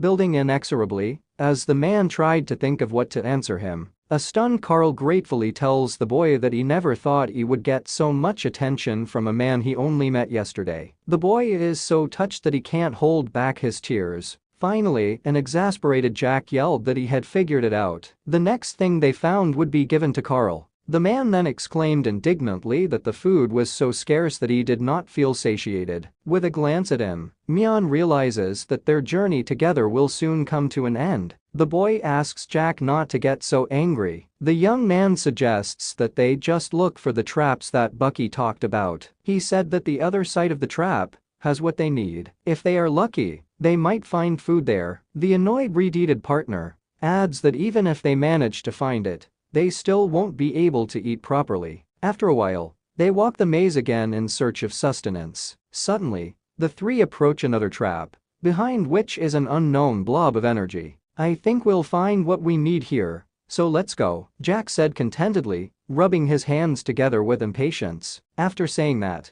they spend a few more seconds together just staring at the trap and what's behind it. Hey Mion, aren't you hungry? The red-haired man suddenly inquired, glancing at the boy standing next to him. Mion responded by saying that even though he was hungry, he wasn't going to go in there first. He then remarked that Jack seemed to be the one who complained the most about being hungry, so no one is going to fall into the trap. In that case, we won't have to go any further with you, Carl shouted coldly. At the same second he took a swing of his battle axe and attempted to kill Mion. However, the dark-haired guy had expected such a turn of events, and so he drew his sword in time and blocked his opponent's strike. At the same time, a fierce duel broke out, accompanied by the ringing sound of metal sword and axe making contact. Everything happened just as Mion had expected. Fortunately, it looked like his efforts yesterday would not be in vain. A frightened Carl stepped back a safe distance so he wouldn't accidentally get caught, trying to figure out what was going on. Striking again, the distraught man can't believe that Mion was able to block his first attack so easily. Glancing at the boy standing behind him during the fight, the dark-haired boy uses his acting skills, asking Jack in surprise why he's suddenly attacking him. We're partners, remember? Mion shouted emotionally, trying to get a frightened Carl off his back. Smiling, Jack explains that the reason for all of this is very simple. He doesn't need the boy anymore. If he managed to kill Mion and absorb his power, he wouldn't have to worry about the guy betraying him anymore. Plus, he'll have more food to eat. A petrified Carl asks his friends to calm down. It's not going to work, Carl. Jack has his own reasons for not stopping. Jack needs to kill me. If he succeeds, Carl, then when you get pushed into the trap, there'll be no one to stop him. With a sly smirk, Mion explained, trying to break through his opponent's block. The pissed-off man can't figure out what the guy is talking about. isn't that right? After you killed me, you were going to push Carl into the trap and disarm it, right? Mion tensely muttered, trying to hold back his enemy's onslaught. It is in this way that the reward on the other side will become yours. Hearing those words and holding back his opponent's counterpunch, Jack stares at him in exasperation, unable to say anything. Looking at all of this, Carl recalls the words his friend said to him that night. "Permission to give you one piece of advice," Mion uttered, smiling grimly. "Jack doesn't see you as a friend. He thinks of you as an obedient dog. I think you should leave Jack when the time is right. For your own good, yes." The fate of a dog that meets a bad master is self-evident. Either it is used until it finds its prey, or it becomes the hunter's dinner. Either way, the result is the same. It doesn't end well. As he listened to him, a frightened Carl didn't understand why the boy was telling him this. He realized that the boy might tell Jack everything. "I just feel like we'll make a better team, unlike him," Mion explained in a friendly manner. After that, the boy decided to end their conversation and go to bed. Those words struck Carl to the core. He couldn't imagine Jack saying something like that to him. Continuing to fight, the red-haired man yells at the kid again, calling him an idiot and asking why he's looking at him like that. Does this kid really believe what this bastard says? He's definitely trying to break them up. Not listening to him, Carl shifted his gaze hopefully to Mion. At this moment, the dark-haired guy is struggling to hold back the opponent's relentless attacks. In a burst of exasperation, Mion shifted his gaze to the eyes of the frightened boy looking at him. Continuing to fight, Jack asks the Dumbus standing to the side to finally finish this guy off. Shaking with fear, Carl can't make a decision. What should he do? "Why do I always have to explain everything to you? How useless you are," suddenly shouted an infuriated Jack. "Carl, you're a real piece of shit. Oh, right, one more thing," Mion said that night before he went to bed. "Sometimes the best way to stay alive is to cut your opponent's life short before he does." This incredible flood of insults and negative emotions literally drove Carl crazy. He will no longer allow himself to be bossed around. "I'm not a dog," Carl shouted, and with a sudden movement he drew his dagger and threw it at his former friend. While Jack's face showed genuine horror, the self-satisfied Mion grinned slyly at the angry boy. The dagger Carl had thrown was in Jack's liver in the same second. The red-haired man yelled angrily at the kid,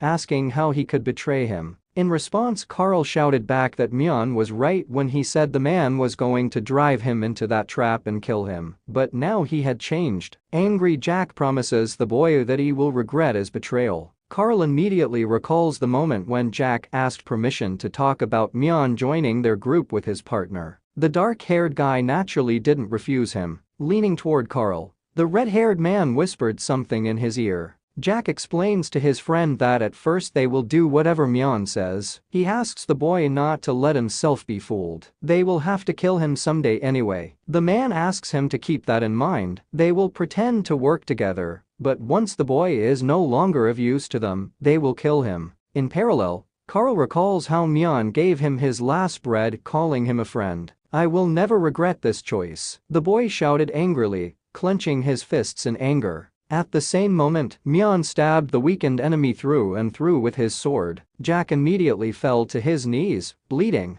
"Did you hear that? Gotta be at least a little kinder to your partners," the dark-haired guy said with a smirk, looking at him. "That's why your friend is leaving you. All the way to the end, until his last breath." Jack tried to understand why he'd been betrayed and how it could have come to this. Within seconds, the man died while his former comrades stared silently at his already breathless body. Absorbing his power, Mion decides to move on to the next step. At the same time, the lad was called out by Carl, who was standing nearby. The boy held out his hand to the young man. Standing across from him, Carl tells the guy that he wants to be his partner. They have to make an effort together to stay alive until the very end. "I think that's going to be a bit of a problem." With a friendly smile, Mion said eerily. In the next instant, the blade of his sword severed the boy's arm. Shrieking in pain, holding on to his wound, a stunned Carl asks Mion in a trembling voice what happened. Why did he attack him? Didn't the guy say they were going to be partners? Looking at him indifferently, the dark-haired guy explains that he has his reasons. He wasn't going to cooperate with the boy from the beginning.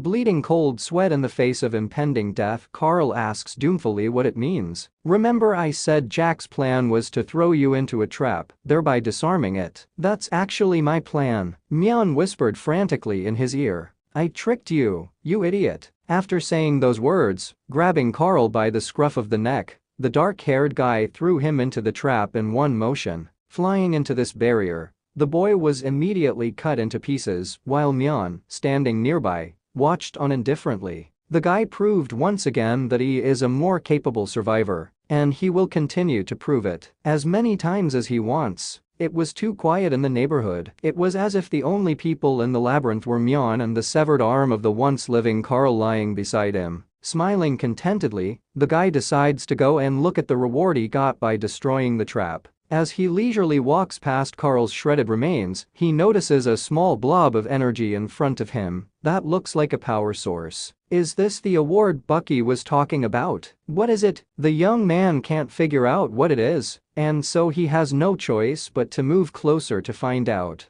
Approaching this mysterious blue light, Mion extended his hand towards it. Is that the blue light that appears when someone is killed? At the same moment, the young man's body was filled with energy. I wondered what this newfound power was all about. Suddenly, Mion felt something else. A bright blue light began to emanate from Carl's body as well. That energy immediately reached out to Mion specifically for some reason. As this light flowed into him, a part of some kind of symbol formed on the wall next to the trap. The guy didn't kill him directly, but can still absorb his power. I'll have to remember that. At that moment, the young man's mind seemed to be pierced by memories from the lives of the deceased Carl and Jack. Smiling contentedly, Mion hoped that there would be something useful for him in these guys' memories. Suddenly, as he found their memory, the boy realized something amazing. These two knew each other before they got here, and after their deaths, we met again here and started working together. In that case, is it possible that Misha is somewhere in this maze?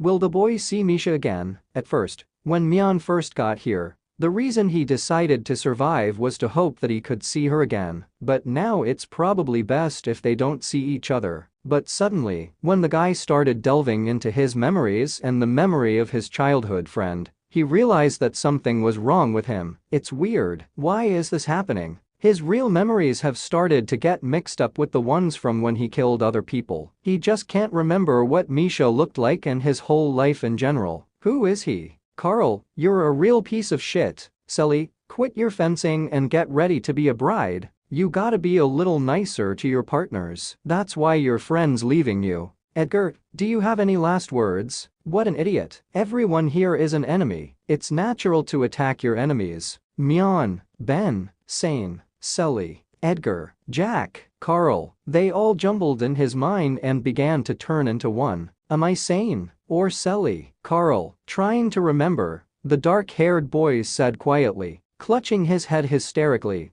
The young man tries his best to realize who he is. Enough, he shouted with fear. Mion, if it's even just you. Those were the exact words Misha said last. But what the hell did she look like? The village kid approached the boy when he saw the boy looking mesmerized at the beautiful pebble. Mion, shall I take this? Snatching the thing out of the boy's hands, Sane muttered. But was it definitely Sane and not someone else? These chaotic frames began to flash through the young man's mind one after another, gradually driving him insane. He couldn't escape from it, and the only thing he could do was to clutch his head with his hands and endure. I'm sorry, Sane, but I don't trust people anymore. My memories, traces of my life, they stir by themselves. That's enough. This can't go on any longer. After that scream, everything that had been tormenting him suddenly seemed to crack and shatter. He remained standing as well, clutching his head, but it wasn't so unsettling now. Everything had calmed down. Realizing he was alright,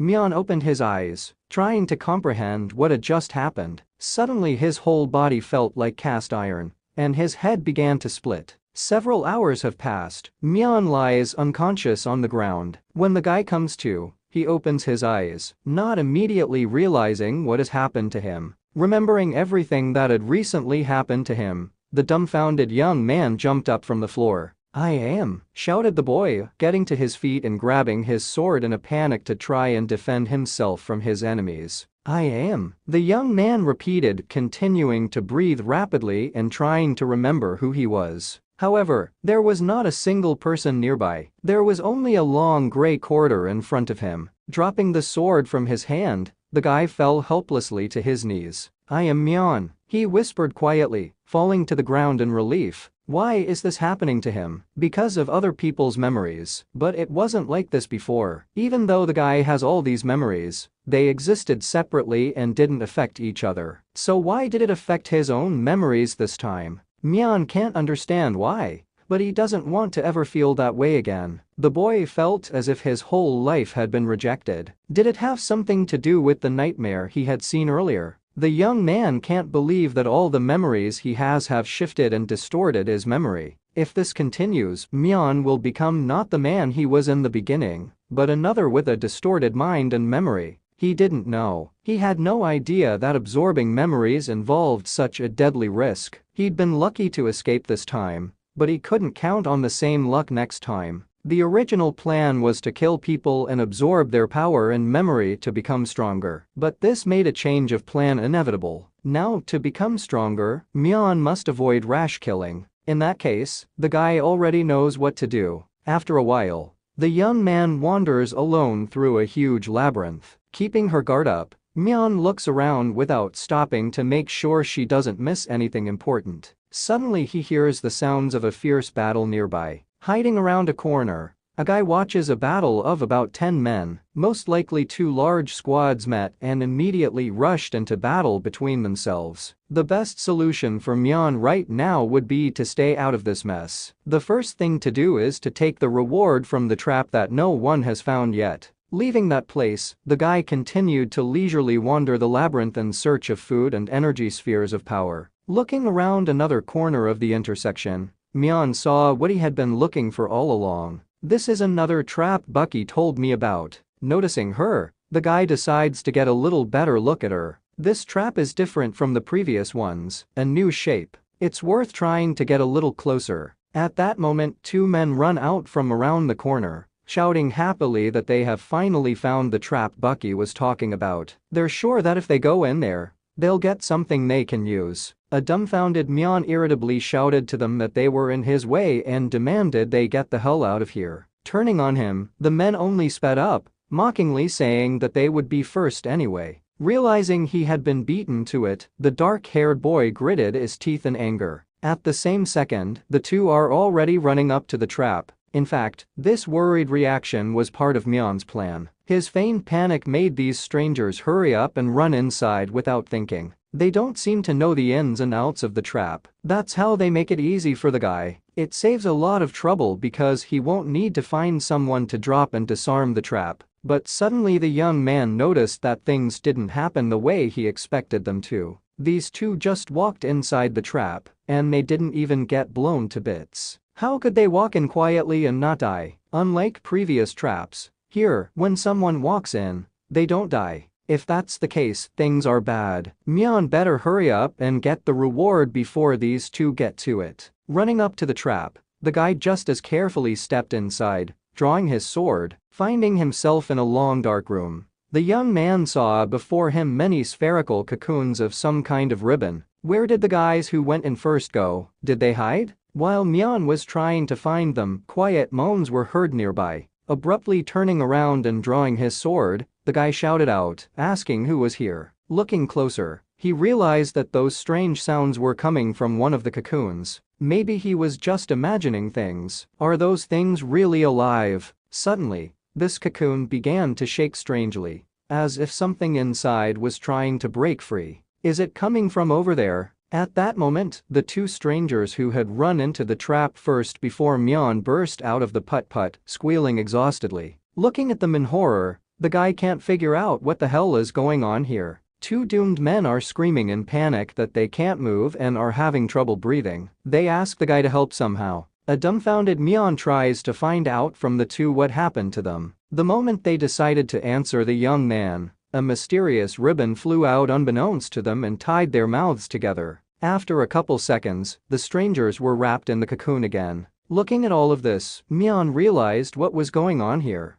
In all of these cocoons are most likely dead people, literally buried alive. This is not good. We've got to get out of here. Ho ho ho! New prey has arrived, uttered an unknown creature standing at the exit of the trap. In the same second, it emptied a multitude of ribbons from its hands. The creature shouted that it wouldn't let the guy just run away. After those words, the passage behind her was littered with ribbons. She's blocked the only way out. Now you and I are going to have some fun, the bandage-wrapped woman said cheerfully. Oh, shit. This situation seems hopeless. What can I do? Waving a battle bandage, the woman yelled for Mion to stop standing post and attack. When she struck, the guy blocked her attack by putting his sword in front of the sturdy ribbon. She's pretty fast, and she's strong too. Mion won't be able to defend against attacks forever. As he pondered his next move, the ribbon wrapped around his sword and immediately pointed the sharp end straight at his face. Seeing this, the young man immediately tried to dodge, looking at this strange force with horror. The ribbon missed and pierced one of the cocoons that was behind the guy. In a small room like this, Mion would definitely not be able to avoid all the attacks. We have to get out of here quickly. While the dark-haired boy was wondering if there was no other way out, the pointed end of the ribbon was already in front of his forehead. The next instant, a huge puff of smoke rose in the room. As the fog began to clear, Mion's short silhouette appeared in it. The frightened guy with trembling hands holds the sword, with which he still managed to completely repel the enemy's attack. The woman who had attacked him scared unhappily. How dare you look at me as prey? I am your opponent, she shouted in anger, slapping her hand on her chest.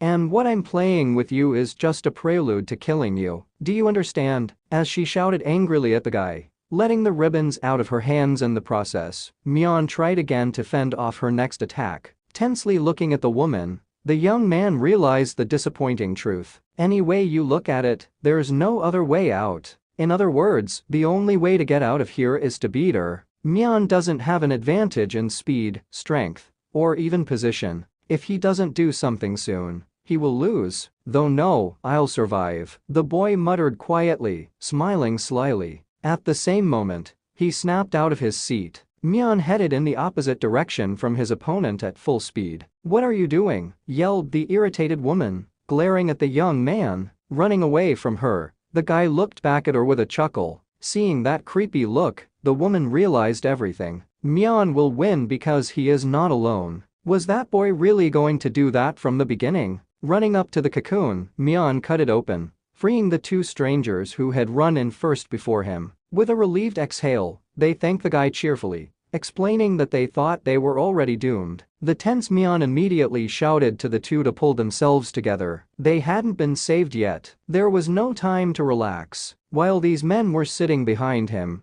the guy non-stop continued to repel his opponent's blows one after another. If we don't beat her together, we'll never get out of here. So let's join forces, shouted the young man, turning on them right as they fought. The gray-haired man looked at his partner and asked uncertainly how they would proceed. All right, let's team up. We're still not getting out of here until we defeat that monster, yelled excitedly to the boy from one of the strangers. Calling out to Mion, he asks his new bro what they should do. The dark-haired guy immediately ordered them to release all the bound people. He was probably wrong, and not everyone in the cocoons was dead. Without a second's hesitation, his new partners immediately rush to help the others, while Mion tries to hold back the monster's onslaught. Don't think I'm going to sit and watch in silence, the woman shouted angrily, glaring at them. At the same instant, she let a few of her battle bats fly towards the two of them. Hearing a loud whistle in front of his ear, the gray-haired man turned around to see what it was. When he saw the pointed end of the ribbon in front of his eye, he immediately realized that now his death was definitely inevitable. But suddenly, that bandage was cut with a sword by the dark-haired guy standing behind him. I am your opponent, Mion repeated her words confidently, glaring at the woman. After a while, there was already a whole crowd of people behind him. Those two men immediately informed their bro that they were finished. While some were helping their comrades out of their cocoons, others were already arming themselves to help their allies in the coming battle. Good, let's all join our forces together and finish her off, Mion shouted, looking at the gathered crowd behind him. Without hesitation, almost everyone immediately rushed towards the enemy to finish her off and take her power. Of course, aside from survival, the main concern now for Mion is to keep someone else from killing this woman. He certainly doesn't want to feel it again, but I guess he'll have to. There's no other way out. If Mion doesn't kill to get stronger, he'll die sooner or later. And if a guy can take this monster's power and memories, he'll be stronger than ever. Of course, some risk is inevitable, but that doesn't mean he has to go along to get along. If the young man fought this monster one-on-one, he would definitely lose. Mion will pretend to attack with everyone else, but will actually wait for the chance to deliver the final blow. Noticing the man standing next to him, the guy realizes that the man is most likely thinking the same thing he's thinking. Mion glanced at him and wondered why he wasn't fighting. After all, if he was lucky, he could finish her off. However, when he saw the face of the trembling blonde-haired boy, he saw tears in his eyes. I can't. It's impossible to kill her. Not on the 10th or 100th try will it work, screamed the crying young man hysterically. A dumbfounded Mion immediately asks the blonde-haired guy what that means. In the same instant, long ribbons completely wrapped around the doomed young man's body. Haha, looks like I've been exposed, the monster bloodthirstily muttered, smiling eerily. These are the situations I have the most fun in. This is the moment when your vain hopes of surviving are dashed to smithereens. With a horrified look at her, people can't understand what's happening to her. What does this blue light mean? Suddenly, the monster snapped out of its tracks, covering a dozen meters in a minimal amount of time. You want to know what this light means? You must be new, since you don't know who the gifted are, said the woman, suddenly running up to Mion closely. At the same time, everyone here was tied up. A startled Mion asks the woman what she's even talking about. Who are the gifted? Before he could say anything, his entire body was bound with tape. Standing in front of the dark-haired boy, the monster pointed out that he didn't need to know that. He was going to die soon anyway. And as a reward for all the pleasure the young man has given her, she promises to give him a quick death. Shit, is this the end? Without even letting the guy even say goodbye to his life, the monster immediately made a swing to chop off his head at once. But suddenly there was a loud explosion behind them, shattering the entire bricked-up exit. Who is it? Turning around, the woman shrieked in horror. A man in high-expensive shoes stood in the aisle, stuffing his hands in his pockets. The green-haired guy just stares blankly at the woman preparing to kill Mion. Rako, said the bound, dark-haired young man, glancing in surprise at the man in the aisle. Hello Mion, glad you're still alive, greeted Rako, giving him a friendly smile and a wave of his hand. Noticing the tied-up guy, he took stock of the fact that he seemed to be in a pretty dangerous situation. Bingo, he'll be dead now, shouted a woman standing nearby contentedly. At the same second she turned around, she laughed evilly and let a ribbon fly at the young man. Oh, shit, Mion shouted, realizing there was nothing he could do about it. Just as suddenly, still standing in the aisle and without taking his hands out of his pockets, Raku shredded the guy's flying ribbon with his scarf. What was that? Why did he do that? The angry monster glowed with blue light and irritatedly asked how dare he interrupt her. In that case, she would kill the green-haired guy first. Turning around, the woman immediately let her ribbons fly at him. However, Raku doesn't care at all. He just doesn't pay attention to her. Nonchalantly coming closer and closer, the guy deflects each of her attacks without straining. How was that possible? Mion couldn't do anything at all against her when she was filled with blue light, and Raku was easily able to repel the attack. Is that guy a gifted person too? You're gifted if you could dodge my attacks, the woman said affirmatively, looking at him dumbfounded. Grinning, Raku pretended not to realize which gifted he was referring to, but he allowed her to call herself that. The woman immediately decides to try to negotiate with him. She explains to her comrade that they don't have to fight each other. If his goal is to save this kid, then she will give him up unconditionally. It wouldn't do anyone any good if they had to fight each other. Hey, wait, you've got it all wrong. I wasn't going to save him at all. I had nothing to do with him, and I have no reason to get in trouble. I just thought I'd say a few last words since I know him. Stepping closer, calmly explained to Raku. These words startled both the woman and Mion himself. At this time Raku continued to speak. Mion, it'll be hard to survive, but you'll do your best. I'll see you later. If there's still a meeting, of course. Well, I'm off and you don't have to worry about me and just get on with it. After saying that, Raku simply turned around and walked back to where he came in from. As he walks away, the two stare back at him in surprise. Is he really going to leave it like that? Completely cornered, Mion realizes that this guy is his only chance. He can't just let him walk away. The young man must somehow force him to fight this monster, so he has a chance to save himself. Wait, Raku, wait, let's make a deal. Mion shouted doomedly after the guy who was leaving. A deal? Raku quietly interjected, stopping in place. Mion promises the guy that he'll be in his debt if he saves him, so he has to help him. In debt? Huh. Do you have something to repay? The green-haired boy asked, still with his back to him. Looks like your last hope is gone. That's right. That look. Those withered eyes with not a shred of hope in them. That look really suits you. A woman standing nearby shouted mockingly. There's no one to stop her now, so the guy is definitely finished. Shit, is this really it? Taking a look at them, Raku realizes that he's really in a lot of trouble, but it wouldn't hurt to help just once. At the same instant, he spent several dozen punches. This woman's battle ribbon instantly shattered into small pieces. Had the scoundrel deceived her? The monster yelled at the guy in anger, reminding him that he said he wouldn't interfere anymore. Is he kidding me? Why is he minding his own business again? For his part, Raku explains that he had no good reason to do so. He just wanted to. What the hell is that kid talking about? What's it all mean? The green-haired guy, smiling slyly, promised that he would leave if the monster let Mion go. However, the woman remarks that there seems to be a big misunderstanding. She explains that Raku has already cheated her and may do it again, and so he will pay for it with his body. And let him not even think he'll be able to get out of here, let alone his buddy. Agreeing in words, is that hard, is it? The green-haired boy muttered disappointedly. While he was saying that, the monster had already released its battle ribbons at him. On his approach, the bandages began to twist strangely. Eventually they turned into something resembling arrows. However, the only thing readable on Raku's face at this moment was equanimity. Standing motionless, the guy again repelled every attack of the enemy with his scarves. After that,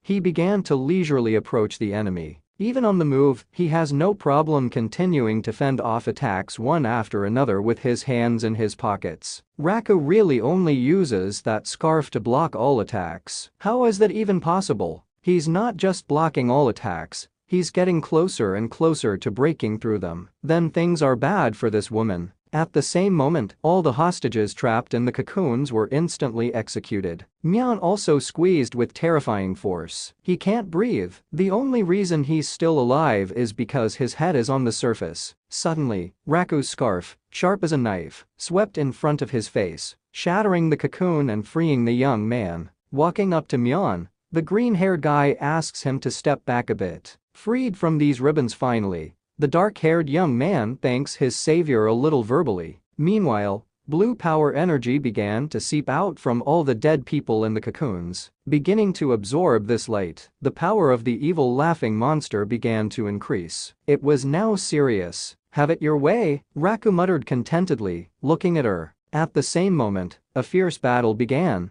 with dozens of attacks and parries per second. Hiding behind one of the bloody cocoons, Mion watches the whole thing dumbfounded. It's a battle of the gifted. How can Mion fight them and win? The surprised woman can't believe that the enemy is still holding on. However, she still has a trump card up her sleeve. It's her secret trick. Heavenly Silk Net. A giant net woven from a ribbon infused with blue light energy began to approach Raku at full speed. However, even in such a desperate situation, when the threat was almost upon him, the calmness never left the green-haired boy. Suddenly, there was a crushing explosion caused by the contact of the power energy with the gifter. Raku is safely trapped in a dome of silk. What's more, no one knows what's going on inside. Has Raku been defeated? Starting to laugh hysterically, the monster swept up how this guy was building himself up to be so tough, but couldn't do anything about it. That's right, because her heavenly silk net is invincible, an absolutely invincible technique. But the moment she spoke those smug words,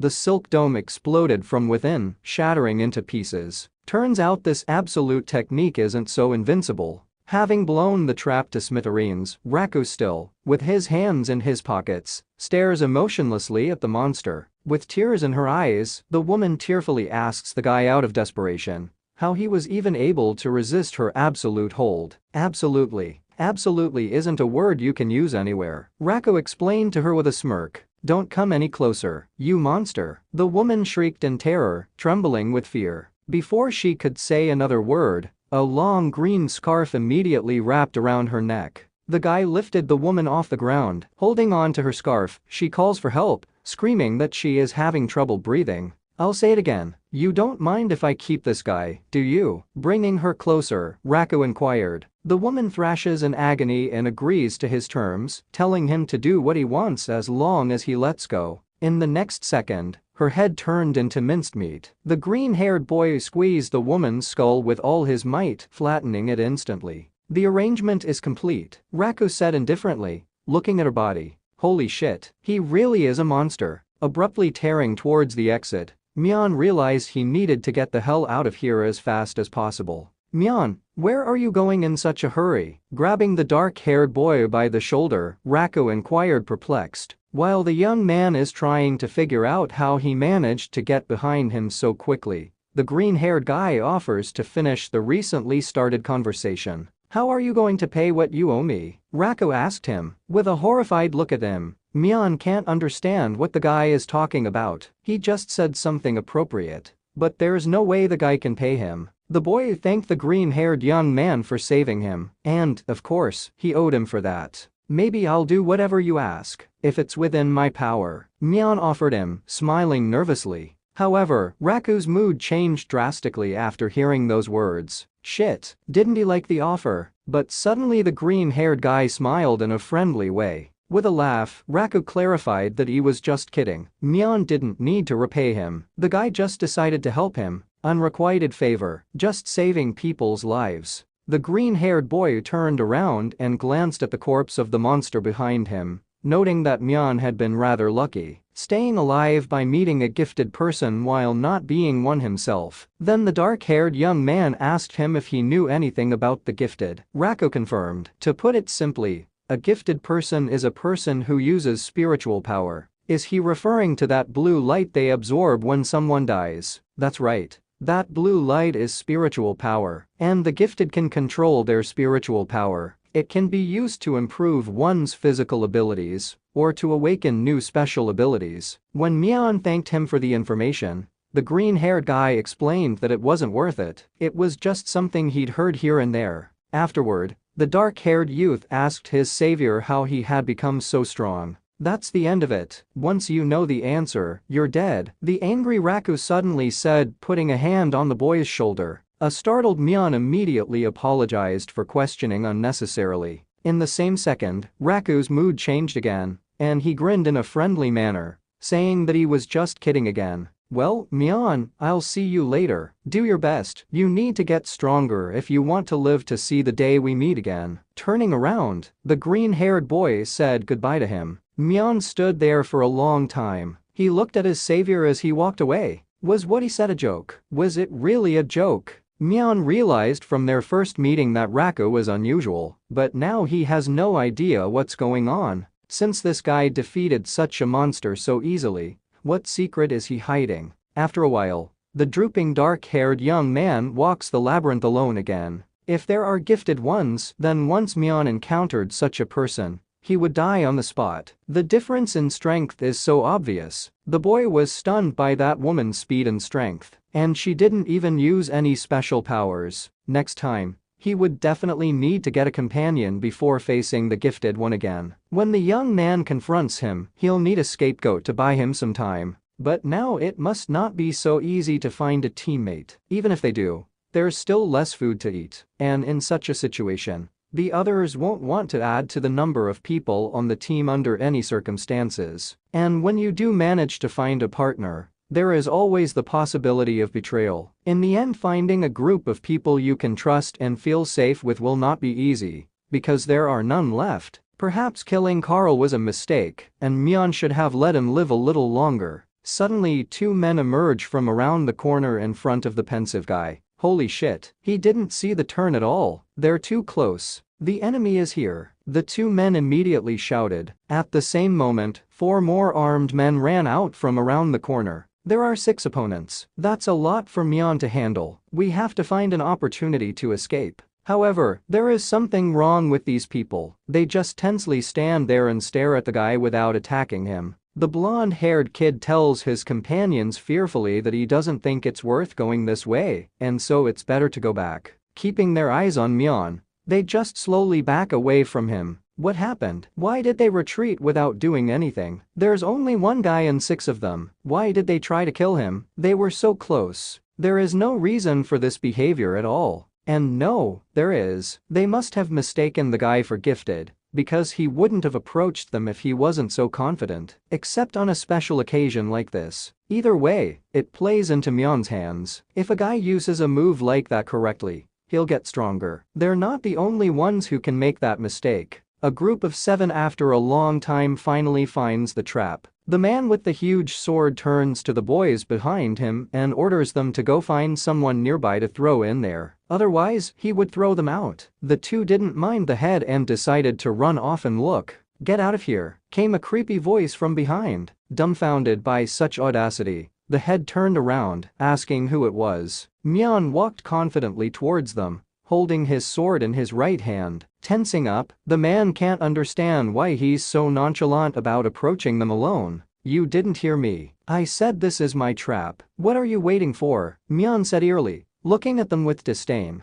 "How can you be so incredibly sure? Did he really?" The dumbfounded head was interrupted by a boy standing nearby. He shouted at the dark-haired stranger how dare he challenge them alone. He is alone, and there are 7 of them. "Are you going to die?" But when he started to say that they just needed someone to disarm the trap, a man standing nearby slammed his fist into his face with all his might. Holding his cheek in tears, the dazed boy asks the head what happened. "Shut up, you idiot," shouted the shivering man, looking at the kid with irritation. Looking at Mion, he reassured him, explaining that they were not going to fight him. His men would be out of here now. "That's a shame. I didn't realize someone could assess a situation so quickly," the dark-haired boy said, smiling arrogantly. After his words, the frightened leader realized that he really wasn't wrong. This monster is definitely a gifted monster. There's no doubt about it. "Well, then we're off," the man muttered, carefully stepping around the dark-haired boy, leaving the young man alone with the trap.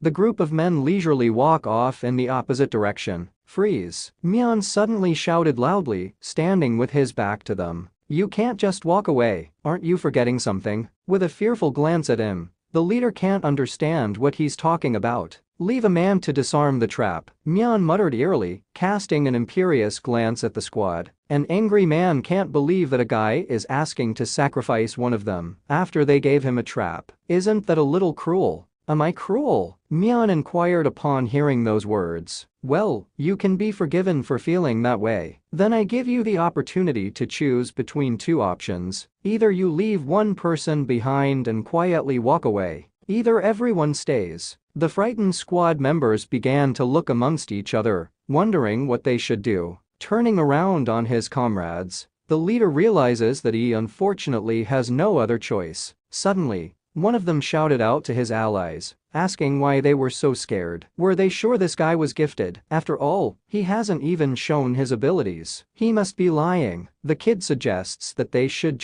all just attack him together. "And you're the kind of guy who dies first." Mion grinned as he looked at the boy. After calming down, the leader realizes that the kid is right about something. It's quite possible that the man jumped to conclusions and misjudged his opponent as gifted. He didn't show his abilities, so it could very well be that this guy really isn't gifted. But, at the same instant, there was the ringing sound of a sword slashing flesh, followed by a piteous scream. Sitting on his knees with a deep wound on his back, the kid who opposed Mion frightenedly asks the leader why he attacked him. Looking at him with disgust, the man explains that there is no need to take any risks if there is a safer way. Unable to hold back his tears, the boy asks him doomedly how he can do this. With a concerned look at Mion, the leader inquired if they could go. The dark-haired guy replied succinctly. The rest of the people in the group exhaled a sigh of relief upon hearing this. After that, they simply turned around and walked away,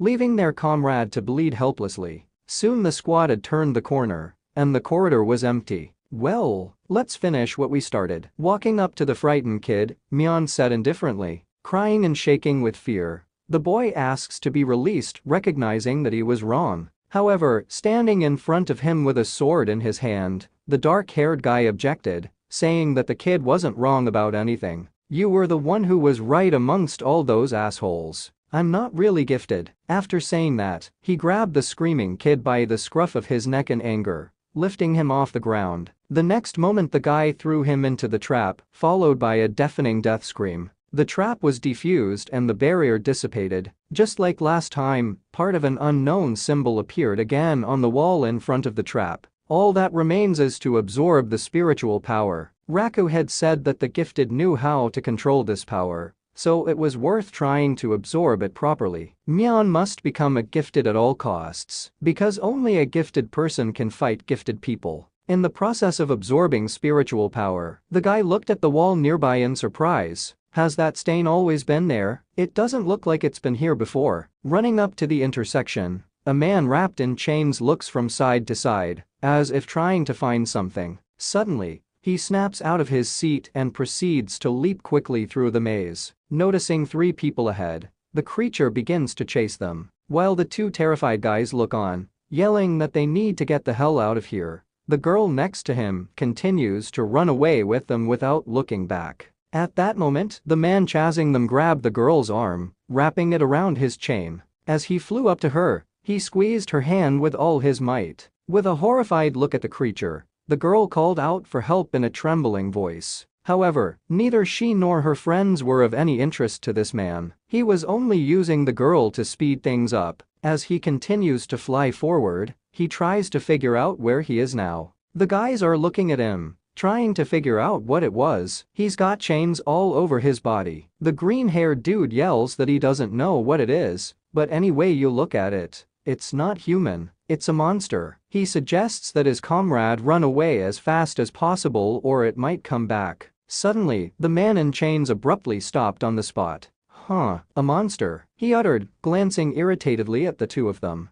At the same instant, he raged in their direction, flying toward the fleeing boy. The creature chain grabbed him by the neck. "Now, say that again," the man said, tying the green-haired young man up completely. The terrified guy looks at him and hysterically apologizes. "Too late. I'll make a monster out of you 2, said the creature, forming a huge mace from its chains in its hand and bringing it above its head. When he lowered his hand, the blood of the crushed guy splattered on the walls nearby. Meanwhile, 2 squads of people met at the fork near the spiritual power trap. The leader of that squad, who was tricked by Mion, yells that they were the first to find the trap and therefore it belongs to them. However, the head of the enemy group, holding a spear, remarks that just because the enemies found the trap first doesn't mean it's theirs. Why don't they just take it away? The man with the 2-handed sword clarified to him if he was going to fight. In turn, the cop Jack explained that he had no other choice. "Alright, boys, we're going to fight. Let's get ready. Let's kill them," shouted the leader, raising his 2-handed sword. He'd had enough of the one time he'd failed to fight back, and his chance had been stolen. Now, if someone tries to steal something from him again,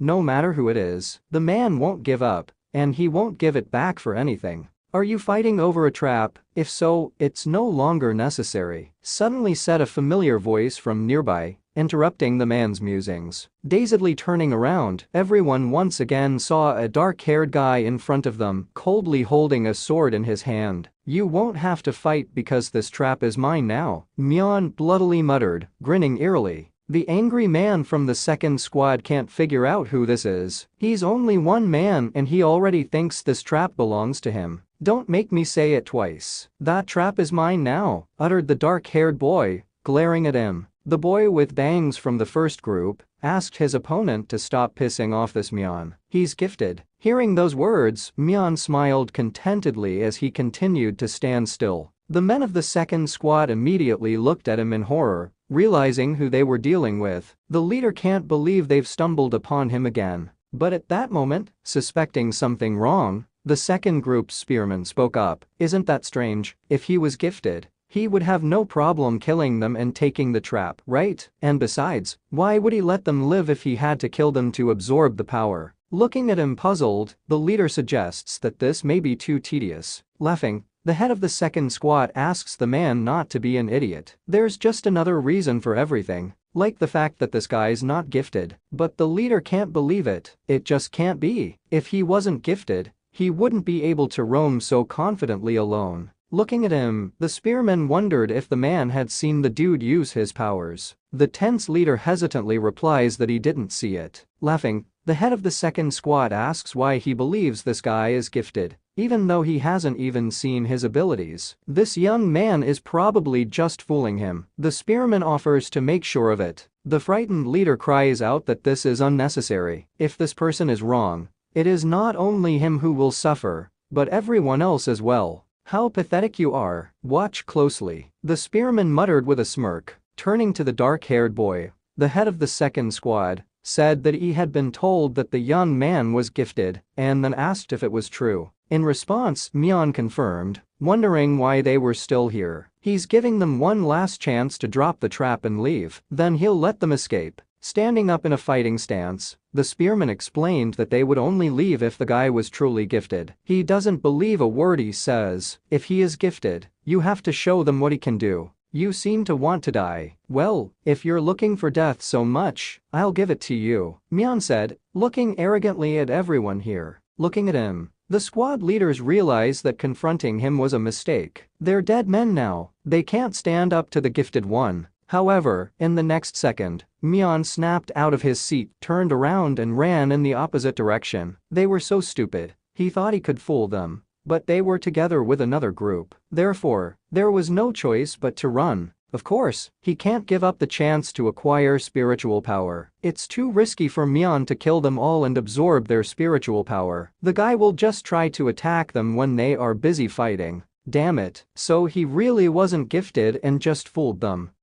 Turning around, the boy with the bangs informed the leader that the enemy was fleeing. What should they do? Shouldn't they chase after him? However, the man with the two-handed sword yelled angrily at the boy with bangs, saying that it wasn't important right now. First and foremost, they needed to reclaim the trap right now. Damn, I'll really have to let him go for now, but when I meet him again, I'll be sure to kill him with my own hands, the leader said, looking back at the already fleeing Mion with annoyance. Suddenly there was hysterical laughter. The spearman picked up on the fact that the man had been deceived by such an obvious lie and was now taking his anger out on others. He seems to be at rock bottom. When the swordsman asked what he had just said, the second squad leader repeated with a smirk that it was hard to be dumb. Asshole. I'll kill you. The man with the two-handed weapon shouted in rage. Oh, how scary. Now that annoying creep is gone, let's decide whose trap this will be, the purple-haired guy said sarcastically, pointing his spear at his opponents. At the same moment, the two squads pounced on each other, preparing to clash in a fierce battle. Suddenly, a new person appeared on the battlefield again. The stranger, all wrapped up in chains, landed not far from the squads, wondering where the men he was looking for were. But looking ahead, the man in chains finally found what he was chasing. In front of him, he saw two squads of armed men in a trap with spiritual power energy behind it. Meanwhile, the tense boy with bangs, pointing his blade at his enemies, heard a strange sound behind him. In addition to the terrifying aura looming in the air, everyone heard a strange clanking sound. Tensely glancing at the copjack, the man with the two-handed sword can't comprehend what could even sound like that. Turning around, he saw standing behind him an unknown creature that was completely wrapped in chains. Who's that? He has chains all over his body. That's really weird. The stranger, in turn, looked around and asked around to see if anyone else was here. Realizing that he was mistaken and the people he came for were not here, the strange man immediately turned around and decided to leave. Hey, are you pretending to be gifted too? You can't fool me anymore, the boy with bangs shrieked, preparing to slash his opponent with his sword. Running up to the enemy, he stabbed at his back, trying to break through the sturdy chains. But his efforts were in vain. The blade was simply stopped by the metal that enveloped the stranger. The creature in chains turned to the boy who had attacked him and said that if the boy wanted to die, it would have no problem granting his wish. The only thing the boy with bangs managed to let out before he died was a scream of fear. The next second he found himself crushed to death by a huge mace of metal chains. He killed him in a flash. "Monster!" shrieked with fear from the green-cloaked boy and the short haircut man from the first squad, to which the man wrapped in chains interjected irritably, "Monster." It was their fatal mistake. In one sharp movement, the creature, screaming that it was human, pierced the head of the green-cloaked guy through and through.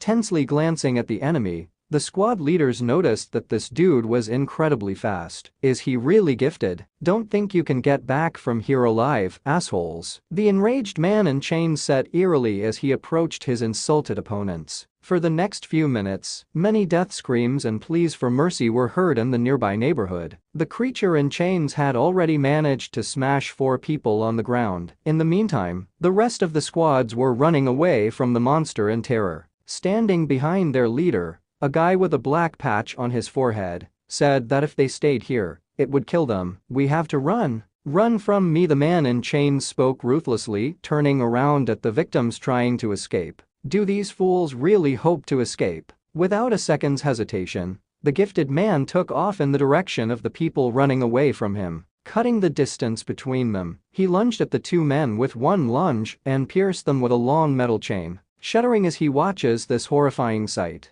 the man with the 2-handed sword still stands still, unable to move. He realizes that in order to survive, he needs to run away from this place. But this monster has just killed those who tried to get away, so trying to hide is like signing your own death warrant. At this moment, a still-alive wounded subordinate walked up to the leader of the first squad and leaned against the man with a bloody face. "How disgusting. Why are you picking on me?" the swordsman yelled in rage, elbowing the dying boy with his elbow. Not paying attention to the leader's words, the dumbfounded caped boy holding onto his chest pierced through by a chain continued walking. He ended up dropping the dagger from his hand and fell down intentionally. Seeing this, the leader of the first squad had a brilliant idea in his head on how to stay alive. Covering himself in blood until the enemy sees it, the man placed his sword beside him and lay down on the floor. After pretending to be dead, he realized that his only goal now was to survive at all costs. "Okay, it's been a while, and now they're probably fighting each other," Mion said contentedly, running away so that no one would definitely chase after him. Abruptly turning around, the dark-haired guy holding the sword in his hand realized that it was time to go back and check the battlefield. The bloody chain hangs low to the ground. Looking at the corpses on the battlefield, the man in chains noticed that there weren't enough of them. "Maybe they ran away." "Well, it can't be helped," uttered the creature standing next to the man,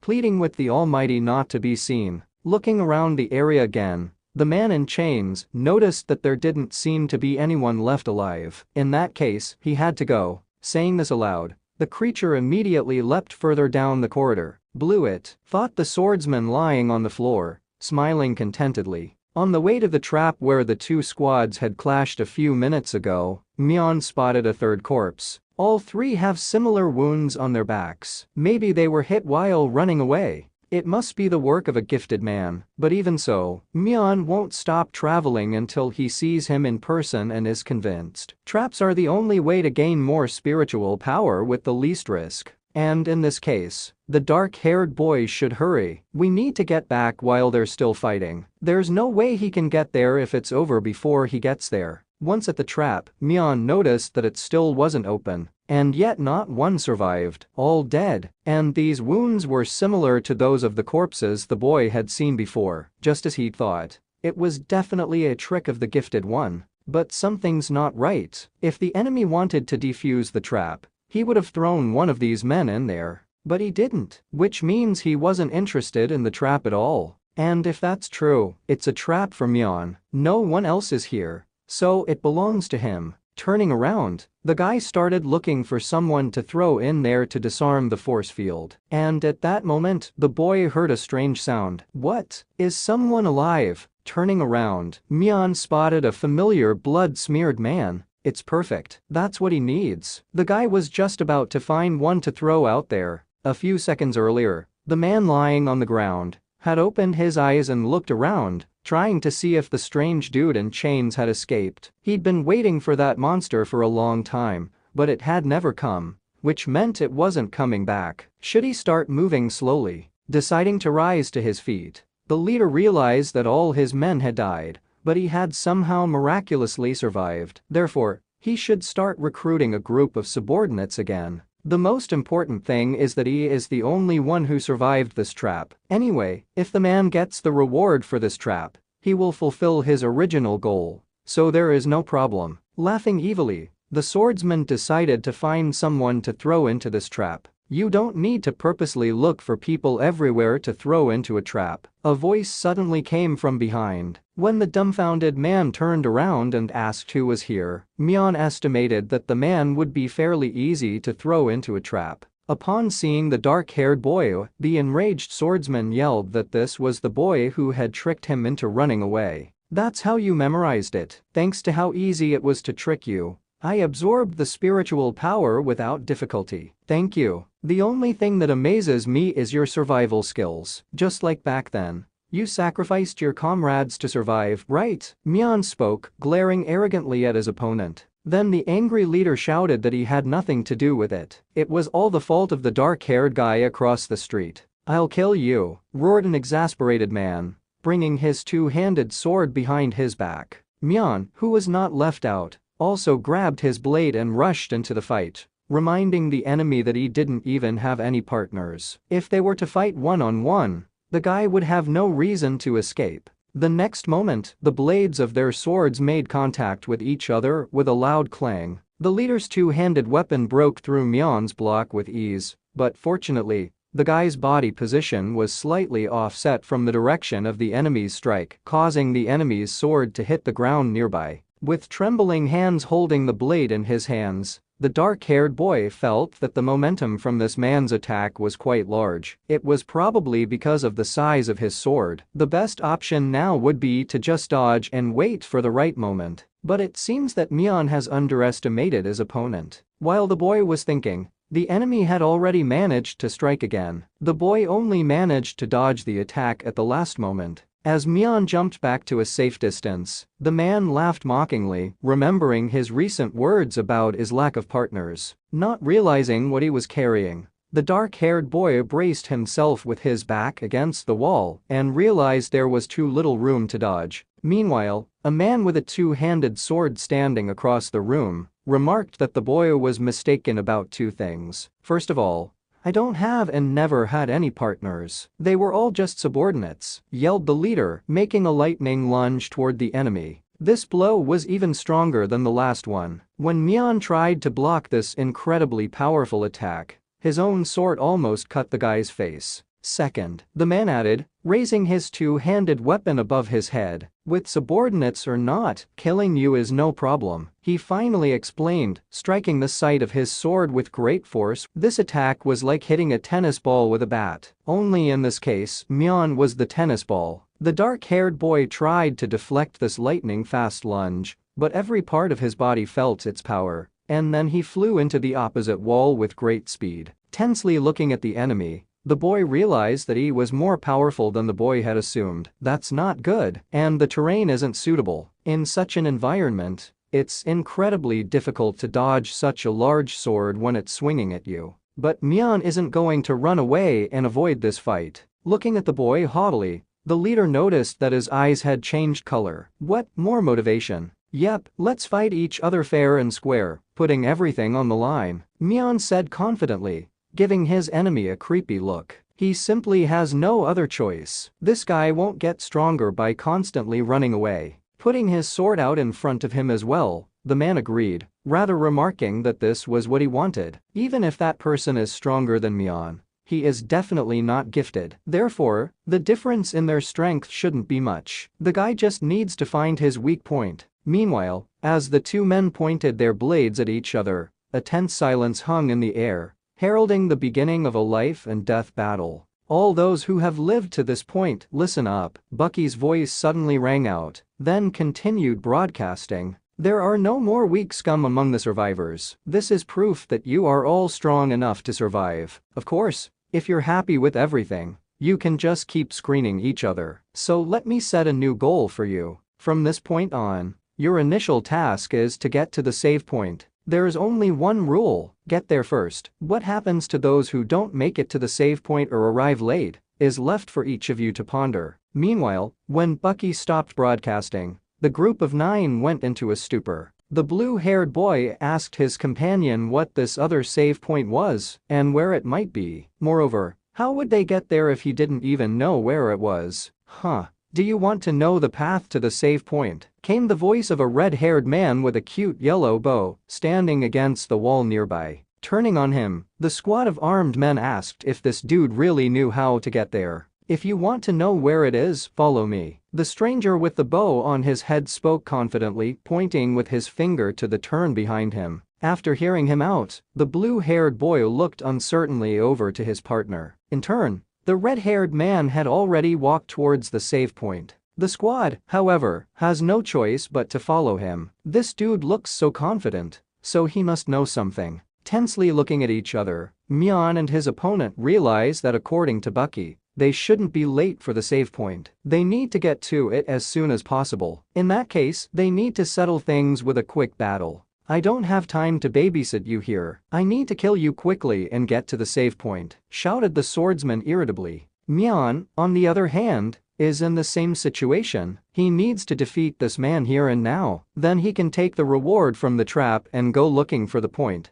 Suddenly the dark-haired boy realized something. Does he really need to fight face to face with a guy who is much stronger than him? Mion's goal right now is the spiritual power behind the trap, and so his task is much simpler. The boy has to somehow get the enemy around his finger and away from the trap. As soon as the man tried to strike, the dark-haired guy, dodging the attack, immediately recoiled. He repeated such actions time after time without attempting a counterattack. Not realizing what the bastard was doing, the angry leader reminded the boy that he had just said he would fight him, and now he was just dodging. Mion, on the other hand, put his hand on his head and explained in a panic that the situation had changed. If he fought him, he'd just be wasting time. Then the puzzled man asked if the enemy was going to escape. In turn, the dark-haired guy explained that if they missed the save points, they would both die, regardless of the outcome of the battle. Damn it, I'm already running out of time. I gotta hurry. The boy turned around and ran in the opposite direction. Still unaware of what was happening, the leader asked him to wait, wondering if he knew anything about this preservation point. As the oblivious Mion turned the corner, the man wondered if it was true that they would die together if they didn't reach their destination in time. Could this guy be trying to trick him again? However, the swordsman realized that from the look on this boy's face, it didn't look like he was lying. He was right. If they went now, they might be able to make it in time. If so, the leader should also hurry up. After thinking it over, the man with the two-handed sword immediately rushed after the guy. Meanwhile, Mion was already standing around another corner of the maze, watching his opponent's back. Looking at him, the kid can't believe that this dude is really that easy to fool. Anyway, now that he's gone, Mion needs to find someone to disarm the trap. Suddenly, the guy heard someone moaning not far away from him. A wounded man in a hat lay bleeding in the hallway.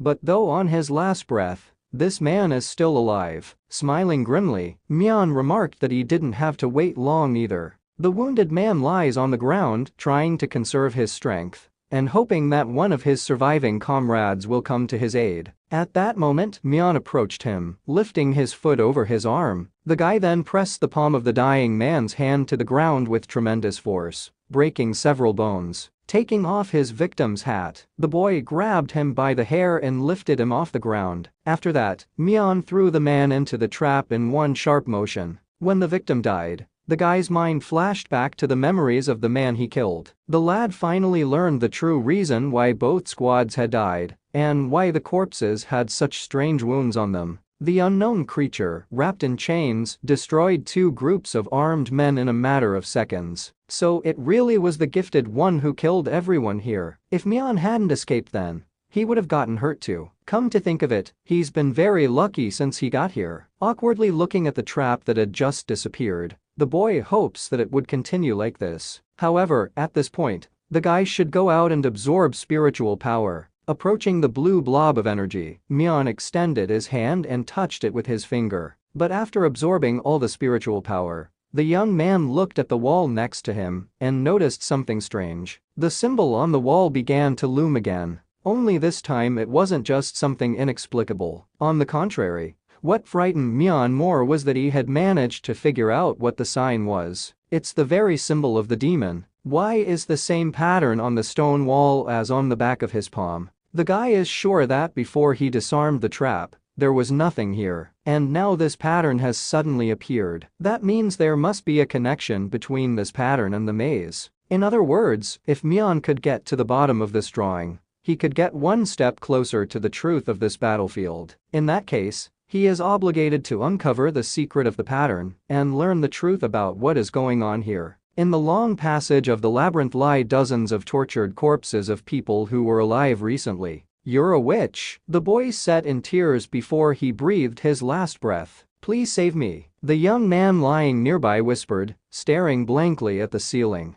Everything below the waist was torn off, including his arms. In the same second, all those who had remained alive up to that time were killed by several lightning-fast blasts of dark matter. On the bloodstained floor next to the dead green-haired man lies a photograph of the king killed by death on a white horse. A gray-haired girl in a cloak stares blankly at this sad spectacle. This cold-blooded woman is the very person who set up this horrible meat grinder. Meanwhile, Mion walks leisurely through the labyrinth, sword in hand. Suddenly he notices something ahead down the hallway that is not typical of this place. There is a huge crowd of people standing in front of him. Why are they all gathered in such a place? Could there be some reason for it? Judging by the atmosphere in the air, it doesn't look like they're all the same team. In that case, Mion decides to just try to get closer for now. A stout, red-haired man stands at the vanguard of the huge troop and just stares ahead. The blue-haired boy and his partner behind him look tensely at each other. Then one of them, the one in the orange robe, indignantly asked the man in front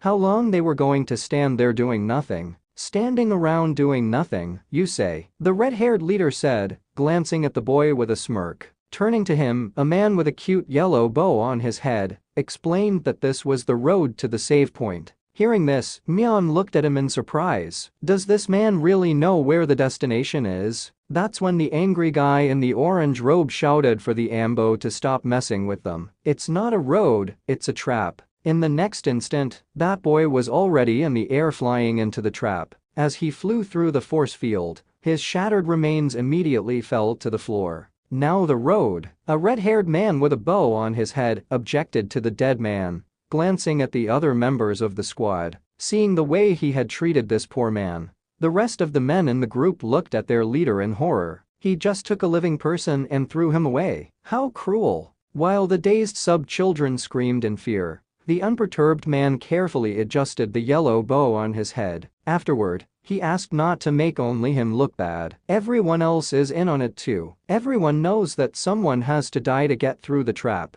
Meanwhile, standing behind everyone, Mion ponders the situation. It's certainly reasonable, but to do so in front of everyone is to tarnish one's self-image. The fact that he doesn't care about his reputation shows that he doesn't care. Whether it's because of confidence or arrogance remains to be seen. At this point, the red-haired man added that he had done what he had to do, and if anyone didn't like it, let them go on their way. Most of the team members looked at the leader in horror, realizing that they had no choice but to follow him. But suddenly a guy with a turtle shell on his back standing in the crowd said he was leaving. "What if they throw me out next time? I don't want to die," he said in tears, trembling with fear. Then one of the men, calling him a fool, asked him what he was going to do if he wasn't willing to take the risk. "The main goal now is not just to get to the save point. You have to get there as early as possible. If a guy keeps running away from risk, he'll be too late and never make it to the top of the list." Without stopping his roaring, Mr. Michelin disagrees with him. "Still, it's better than dying now. He'll go another way."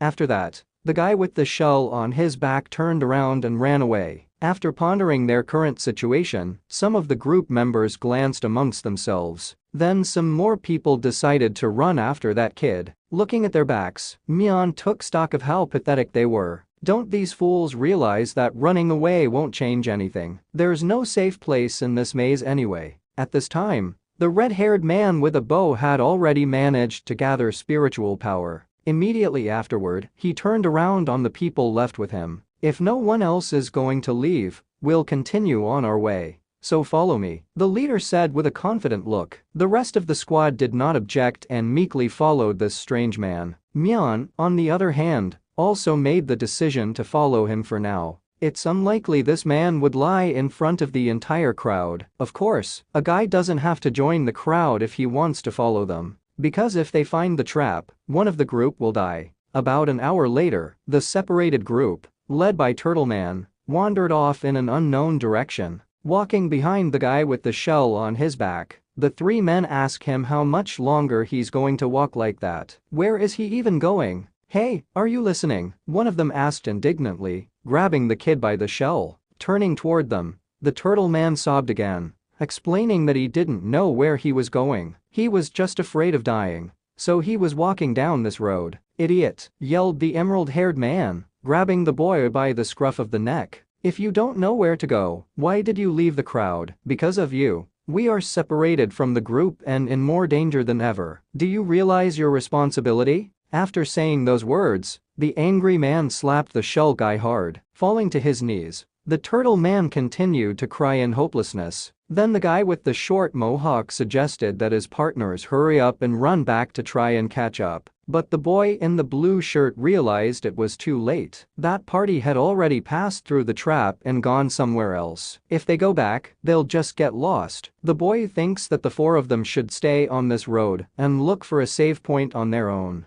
"Shit, it's all your fault," the emerald-haired man said angrily, looking at the turtle. "Comrades, don't quarrel," suddenly came a voice from behind. Dazedly looking at the ambo behind him, the guy in the blue shirt tries to figure out how long he's been watching them. Just now there was no one here. "You're on your way to the afterlife, so you should get along," the stranger added, giving the two boys standing next to him a friendly hug. At that moment, the emerald-haired man jumped up and attacked the strange dude, shouting at him to shut up. "You're going to hell for sure." But when the team members saw what happened next, horror appeared on their faces. The stranger stopped the sword blade of the man attacking him with 2 fingers. Moreover, he did so with an incredibly nonchalant look, stopping the blade with one hand and holding the other behind his back. Staring fearfully at his opponent, the emerald-haired man can't understand how this dude managed to stop his best punch with such ease. With a smirk at his foe's sword, the bulky man remarked that he was too weak to let it go down to hell. Starting to convulse, the man who attacked him can't even move. What kind of stupid power is that? But at that second, the stranger let go of the blade of his sword and nudged him a little. The emerald-haired man immediately flew several meters away, somersaulting over his head a couple of times. Unwilling to wait to be finished off, the 2 remaining guys pounced on the enemy without use. However, when their weapons touched their opponent's body,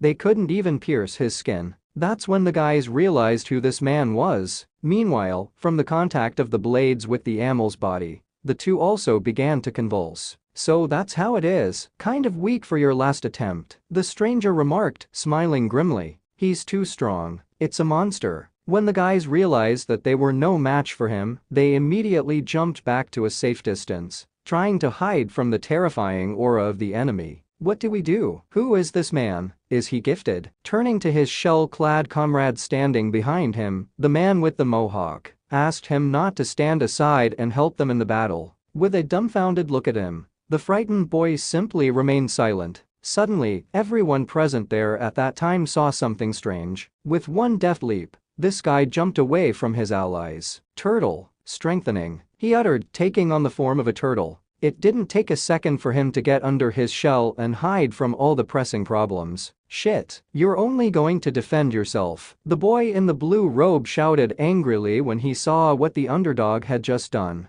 "Aren't you a little too calm for someone who has encountered a gifted one?" An eerie voice behind him inquired. Turning back to the monster behind them, the 3 partners couldn't realize when the creature had time to approach them again. It was too fast. And is he really gifted? At the same instant, the sound of a huge sledgehammer cutting through the air was heard. After that, several loud blows of heavy weapons on human flesh were heard. "I don't want to die," thought the guy sitting in the shell, trembling with fear. "I want to live." Suddenly, there was a heavy thump on the shell. "Hey coward, stop hiding and come out," the gifted one said, bringing the sledgehammer over his head to try to crack the shell. Over the next few minutes, the man fired a couple dozen more blows with his weapon in an attempt to pierce the armor of the remaining victim. But it was all in vain. Soon the big man was exhausted, without even a crack in his shell. Where did such strength come from? Wiping the sweat from his forehead, the man realized that he was unlikely to be able to handle this boy,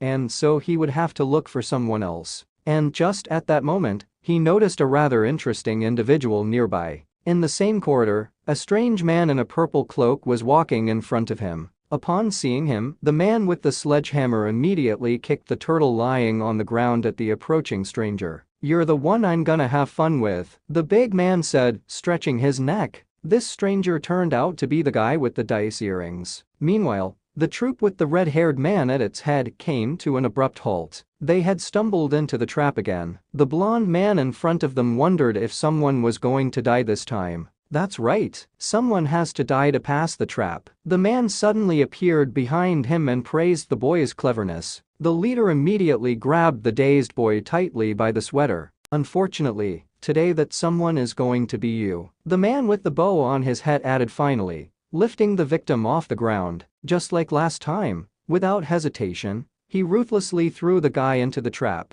As the boy's body was torn apart, the leader slowly made his way towards the reward. As he approached the blue blob of energy, he once again absorbed the spiritual power. The red-haired man then turned around to the sub-Chinen and remarked that this trap had been successfully defused, and so they could go on their way. After his words, worried thoughts crept back into the squad. Even if they had survived this time, there was no guarantee that they wouldn't have to die next time. And anyway, would they be able to reach the save point? Unable to control his nerves, the guy in the purple hat turned around abruptly. As he rushed back down the corridor, all the squad members had already noticed that another traitor had appeared in their ranks. In turn, in tears, the fleeing young man shouted that he didn't care what others thought. He was fed up with the constant fear of death, so he was going back. If things continue like this, no one will get to the save point alive. Eventually no one would stop him, and the boy in the hat just ran away. Looking after him, a shivering man in the crowd remarked that if this scumbag ran away, their chances of dying would become even higher. The members of the group, who realized the direness of their situation, also began to have thoughts of escape. Maybe that dude was right. There's no telling when they'll be able to get to the save point, but every time they have to go through the trap, one by one they'll die. They're miserable bastards and you take their word for it. Are you going back now? When the save point is right in front of you, if some idiot wants to leave, let him get the hell out of here. I'll get to my destination first and eat as much food as I want. Hearing the words about food from the leader, the other people cheered up. Would they really be able to eat when they reached the save point? They couldn't even remember the last time they had eaten any food. Then the red-haired man confirmed it, explaining that there was more than just food there too. They wouldn't need to fight anymore. Everyone would be able to relax and rest. That meant they would be able to get away from this annoying battlefield. When people look at him, they can't believe their ears. They're leaving here. Is it true? Of course, and all of this can only be enjoyed by those who have believed me and followed me to the point of preservation. If you don't believe me, you don't need to follow me. Just walk away. I'm not going to show mercy to such and drag them away by force. The red-haired man finished, waving his hand away. After listening to his long speech, the members of the group snickered, pondering the words he had just said. Meanwhile, looking around a bit, the leader noticed someone conspicuous. "Hey, you!" shouted a man with a bow on his head, turning to a man standing in the crowd. Robin Hood wondered if the leader was talking about him, pointing a finger at himself in bewilderment. "Yes, you. I see you've been suspicious of me all the time, but it's not too late. And if you don't believe me, go away." After these words, realizing how stupid he was, the frightened archer in a trembling voice asked for forgiveness from the leader and promised that he would no longer doubt him. And so the guy tearfully asked to be taken to the save point. In turn, the gracious red-haired man replied that he had forgiven him, but just this once. Glancing at the other members of the squad, he once again asked if anyone wanted to leave, and at that moment, the leader noticed a strange man standing apart from the rest of the team. A strange dark-haired boy with a sword in his hand a little further down the hall. Moving closer to the group, Mion noticed that the trap had finally been disarmed, and so he should just follow them when they go again. At the same time, a creature wrapped in chains flies through the maze at breakneck speed. He swore to himself that he would be sure to find her, no matter what it took. And while this strange man was looking around to try and figure out where his target had run off to, he noticed something interesting nearby. The entire next intersection was smeared with blood, and there were fresh corpses lying there. Realizing what that could mean, the creature immediately changed direction and rushed towards that intersection. A woman in an expensive dress stands next to the tortured body of a green-haired man lying in blood. "Found it at last," said the man wrapped in chains when he saw this girl. In this position, the two stood for a while longer, looking at each other, taking her eyes away. The gray-haired girl with the map in her hand asked the mysterious man if it was her he was looking for. Then the creature in chains looked at the woman with hatred and muttered that she knew exactly why he had become like this. "So," the girl said indifferently, continuing to stare lifelessly at the card in her hand. That's when the enraged creature in chains demanded to know how he could turn back into a human. "You want to know a way to return to human form," the woman whispered emotionlessly, covering her face with the map. Afterwards, throwing the card at the back of the head of the dead man lying beneath her feet. The girl explained that there was no such method. "It's just not possible." With a disdainful glance at the creature standing nearby, she asked how he thought a monster could become human. "I will kill you," the creature in chains yelled angrily, glaring hatefully at the girl. Immediately afterward, it pounced on the indifferent opponent, swinging its chain around. Meanwhile, the squad with the red-haired man ran into the trap again. "Shit, why is there so much of this? Why is there a trap here again?" Realizing that one of them was about to die, the dumbfounded members of the group looked among themselves, hoping that the choice would not fall on them. Turning menacingly on his underlings, the leader began to select the man who would make the sacrifice. But upon spotting some guy, a man with a yellow bow on his head smiled creepily. His gaze was drawn apart from the squad by a dark-haired boy standing behind him with a sword in his hand. Mion, on the other hand, looking at the abruptly stopped group of people, also noticed a trap ahead. He realized that, as usual, he should wait for someone to die. The whole group is scared because they could be the next victim. As for the guy himself, he had nothing to do with them. However, Mion noticed that it had gotten a little too quiet. And speaking of which, where did the red-haired man go? As the boy stared thoughtfully ahead, the terrifying dark silhouette of a stout man was already behind him. "Hey, listen up," came an irritated voice from behind, startling the dark-haired boy greatly. Looking angrily at Mion,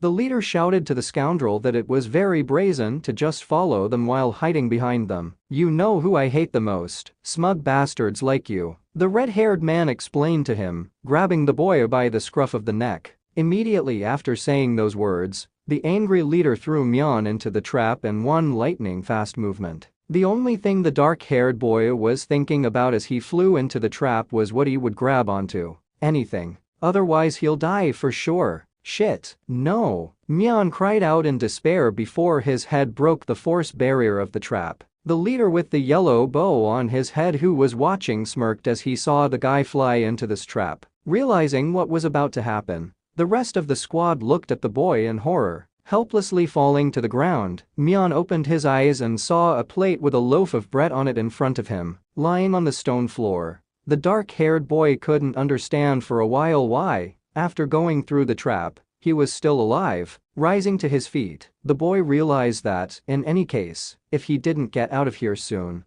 who knows what kind of danger he might be in again. However, in the same second, he fell helplessly to his knees. As the spiritual energy began to be sucked out of his body, the kneeling Mion realized that he lacked the strength to get out. Also, on top of that, the body is getting heavier and heavier. "Shit, we gotta get out of here now." Rising to his feet, the dark-haired boy began to make every possible effort to try and get out of the trap's range. Eventually, Mion still managed to get to the edge of the force field and crossed it. He fell to his knees again, already outside the trap, and could not immediately believe that he had managed to get out of there alive. Meanwhile, irritatedly looking at this strange kid, The red-haired man muttered why the hell this jerk survived after he threw him into the trap. Hearing this, it came to Mion's attention that now was not the time to relax, and the worst was just ahead. Looking at the boy fearfully, the other squad members puzzled ask if he shouldn't have died as soon as he got there. Why can he move? But the trap isn't deactivated. At that instant, one of the bewildered men was grabbed firmly from behind by someone.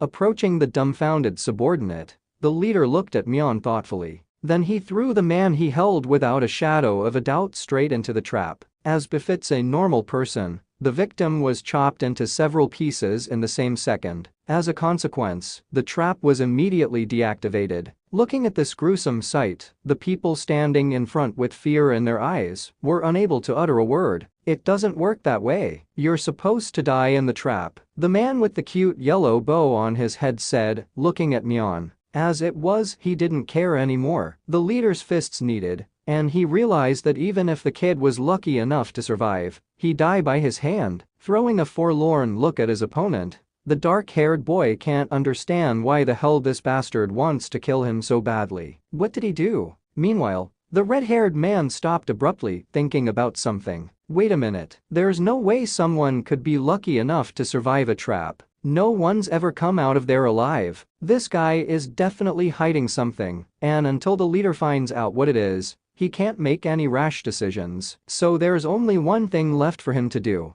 Hey, you, attack him now. The man pointing his finger at Mion shouted, turning around to look at his subordinates. Then one person in the crowd irritatedly asked the leader why it was they who had to do what he told them. Following those words, he saw a fist filled with spiritual power in front of his face. The red-haired man punched his subordinate's stomach through, thus showing the others what would happen to them if they didn't obey. Seeing this, the rest of the squad realized that this person had been gifted all this time. If you don't want to die, obey me, said the leader, bloodily kneading his fists. Hearing that this person was actually gifted, a dumbfounded Mion realized the situation he was in. Looking at the leader, people don't want to obey him, but it seems they have no other choice. It's better to kill one ordinary person than to fight a gifted person. In turn, Mion immediately drew his sword and pointed it at the group of opponents. Taking a wide swing of his blade, the dark-haired guy yelled, demanding the desperate people to stay away from him. Shit, there's too many of them. If he tries to fight them, he'll just get killed. The best option is to try to run away.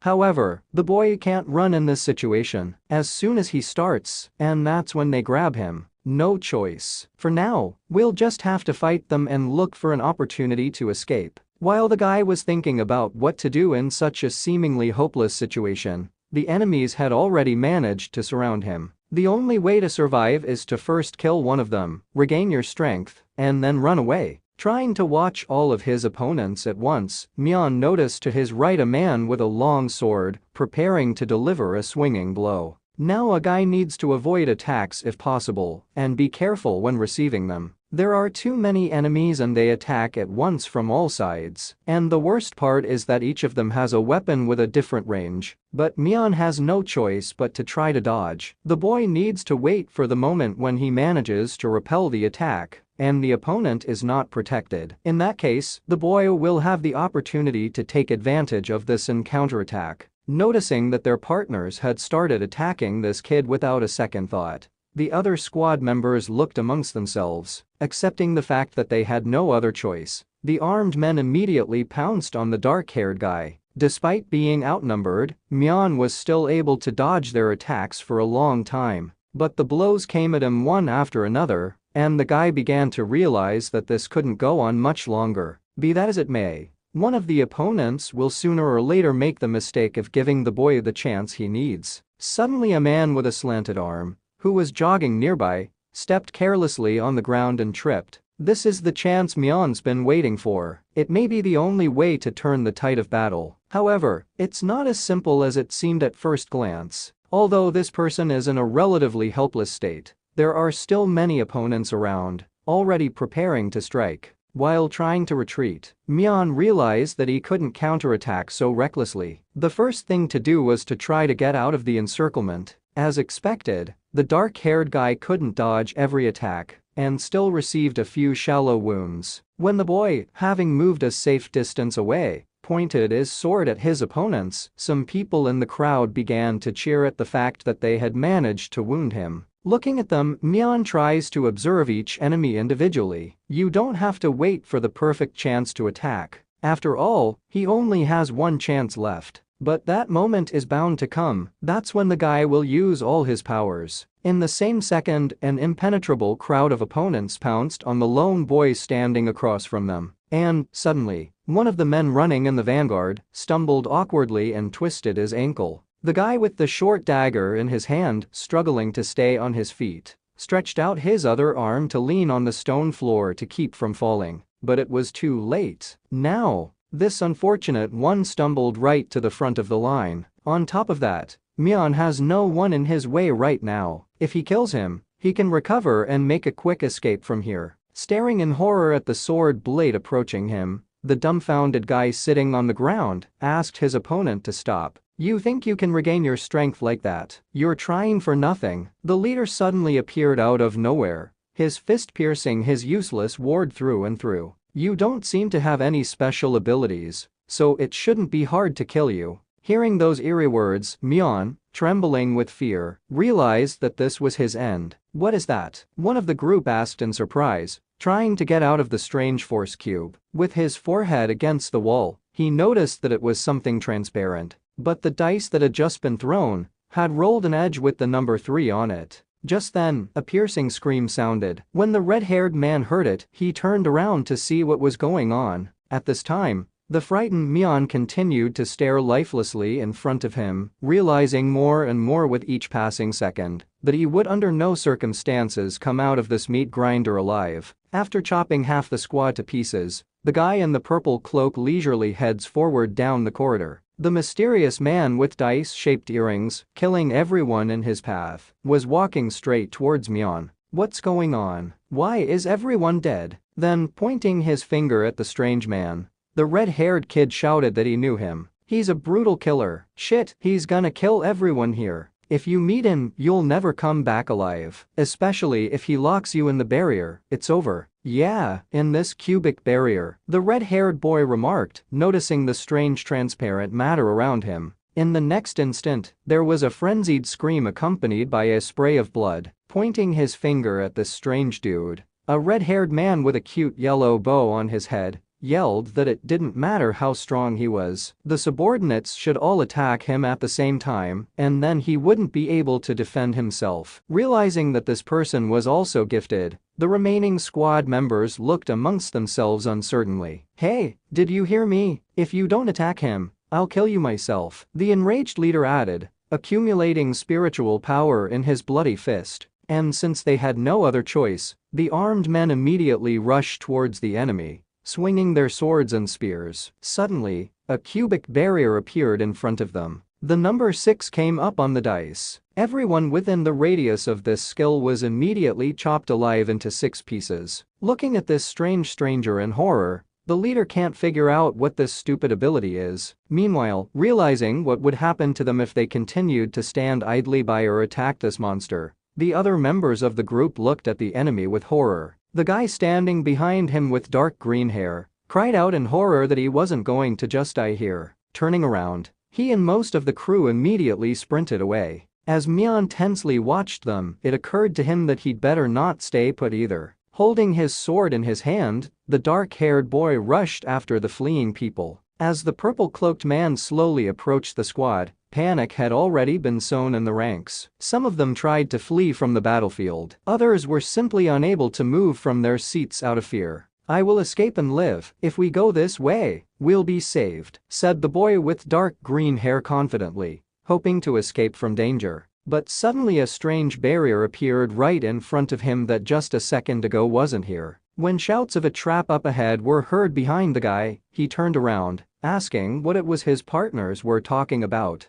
Beside him, before he could stop himself, another guy ran into the strange blue light. At the same moment, death screams rang out. Looking at the remains of their comrades, the squad members can't understand why the trap reappeared. Didn't they just disarm it? Then they turned around suspiciously at the Mion standing behind them. The dark-haired boy stares at them fearfully, unable to understand why everyone is suddenly looking at him. He doesn't even know what happened. Mion can't believe those damn traps are reappearing. It's going to be much harder to escape now. All that's left is to wait and see. Don't you dare run away, you bastards. There's nowhere else to run. We have to defeat him to survive. Do you really want to die without doing anything? If you're meant to die, at least take a few last sips of life before you die. The red-haired man standing at the front of the line yelled in rage. After listening to his rousing speech, the subordinates realized that the leader was right. They don't want to die without doing anything. And so they dared to make this desperate move. 3 of the crowd abruptly ran out and pounced on the purple-cloaked opponent. Yes, attack, a man with a cute yellow bow on his head mockingly said, noticing that those fools actually threw themselves at that monster. Not understanding what that sarcastic phrase was meant to say, the purple Voldemort asked the leader what it meant. In turn, the red-haired man had already run behind the back of the man who had attacked them, deciding to flee the battlefield. He's running away, but didn't he tell the others a couple seconds ago to fight? Scum. Turning haughtily on them, the leader explained to these idiots that, as a rule, it was often necessary to act cunningly in order to survive. However, one person in the crowd recalled that when he threw Mion into the trap, he said that those were the kind of guys he hated the most. The man with the yellow bow, however, added that if someone wants to act smart at a crucial moment, they'll have to pretend they don't normally do that. It's easier to fool people that way, especially people like these morons. Bastard. The former subordinates shouted hatefully as they looked after the man who had fallen from the battle. Meanwhile, the leader chuckled at the fact that they hardly had an option to worry about him. In the same instant, all of the remaining squad members were trapped in the cubic barrier. Banging their fists on the transparent walls in tears, they began to beg the enemy not to kill them. But as expected, it didn't help. The man in the purple cloak immediately killed everyone within the range of his skill. Running away from his opponent, the red-haired man was sure that he would not be able to attack him from such a distance. But to his regret, he had underestimated his enemy. By the time the man thought about it, the dice from the purple-cloaked stranger's left ear were gone. A transparent cubic barrier immediately materialized in front of the leader. There was no way he could have done it so easily. However, if he concentrated all his spiritual power, that person would be able to escape from here. In the same second, the red-haired man made a sharp jerk, passing through the transparent wall. He barely made it. It's because he's gifted and knows how to control his spiritual power. But suddenly the cute yellow bow on the man's head ripped. A piece of cloth slowly fell in front of the halted letter's feet. Bastard. How dare you cut my bow? Shrieked the exasperated monster, turning on the scum that had damaged his relic. I'll never forgive you, the man said coldly as he sprang from his seat in the direction of his enemy. But suddenly he stopped, seeing mountains of corpses around the stranger in the purple cloak. Looking at this horrible picture, the leader can't realize what it was he was thinking when he ran towards that monster. As soon as he cut the bow, the red-haired man lost himself for a moment. We need to get back here now, he thought, before the transparent wall appeared in his face again. The dice fell to the stone floor, and the number 2 appeared on the top edge. The helpless red-haired man trapped in the barrier immediately had his arm torn off. Walking closer to him, the man in the purple cloak stared blankly at his dying opponent. Standing behind Mion, looking at that monster in horror, he noticed that everyone but him had died in an instant. This guy even got rid of that gifted one. To fight a strong man like him is suicide. But the boy can't escape because of the traps behind him. What the hell is he supposed to do? The entire battlefield smelled of blood and fear, and the terrifying aura of the man who had organized this merciless butchery permeated every cell of Mion's body. As he lay on the cold stone floor, closing his eyes, the pretend dead guy prays to all the gods that this monster would just walk right past him. It didn't help, however. When Mion opened his eyes, he saw the enemy looming over him. The creepy man looked at the boy with the utmost indifference with his glowing violet eyes. Realizing that he had been spotted, the dark-haired guy immediately jumped off the ground and got to his feet. Mion immediately asked the stranger to wait a bit and not to attack him. The boy offered to join forces. He said that he knew the way to the point of preservation, and if the man wanted to know where it was, the boy could show him the way. But this monster didn't seem to be interested in such information at all. He immediately imprisoned Mion in a cubic barrier. Dazedly looking at his opponent, the dark-haired guy shouted, asking him to wait and not kill him. But the man in the purple cloak only continued to stare at him indifferently. Removing a dice-shaped earring from his ear, the stranger took this in his hand. "Stop," Mion asked tearfully as the man let go of the cube. While the terrified boy stared in horror at the falling dice, the emotionless enemy stared at him mercilessly, waiting for the boy to be cut into pieces. After the die bounced off the ground a few times, the number 1 fell on it. The barrier began to disappear, and standing behind it, Mion looked at the man in the purple cloak in surprise, wondering if the man had really bought his offer to show him the way. But that doesn't mean the danger is over. If that monster finds out that Mion has no idea where the save point is, he will immediately kill him. But when the dark-haired guy decided to keep his promise and drive the stranger to his destination, a man passing by said he didn't need it. "Is he joining too?" the guy in the purple cloak uttered, looking at the remaining Mion behind him. Then he walked leisurely through the trap. Looking after him, the dark-haired boy can't believe that this man just walked through the trap and remained unharmed. At the same moment, the trap barrier deactivated. Suddenly, Mion heard a cry of pain nearby. In the same hallway sat a still living red-haired man with a severed arm. It's him, the same prodigy who tried so hard to kill the dark-haired guy. How is he still not dead? But the boy definitely saw that dude fall down. Didn't that killer finish him off? He's badly injured, though. His arm was cut off. He seems to have lost a lot of blood. That's when it came to Mion that the situation had worked out for him to the point of perfection. Trying to stop the blood, a man with a cut bow on his head got to his feet and looked dumbfounded at the boy. Looking at him, the irritated leader can't understand how this bastard was able to survive. Anyway, he doesn't have time to mess around with it. A man needs to find what he cares about most right now. His bow. Where is it? Looking around the area in panic, the leader still found a small piece of cut cloth lying on the ground. Picking this up off the stone floor,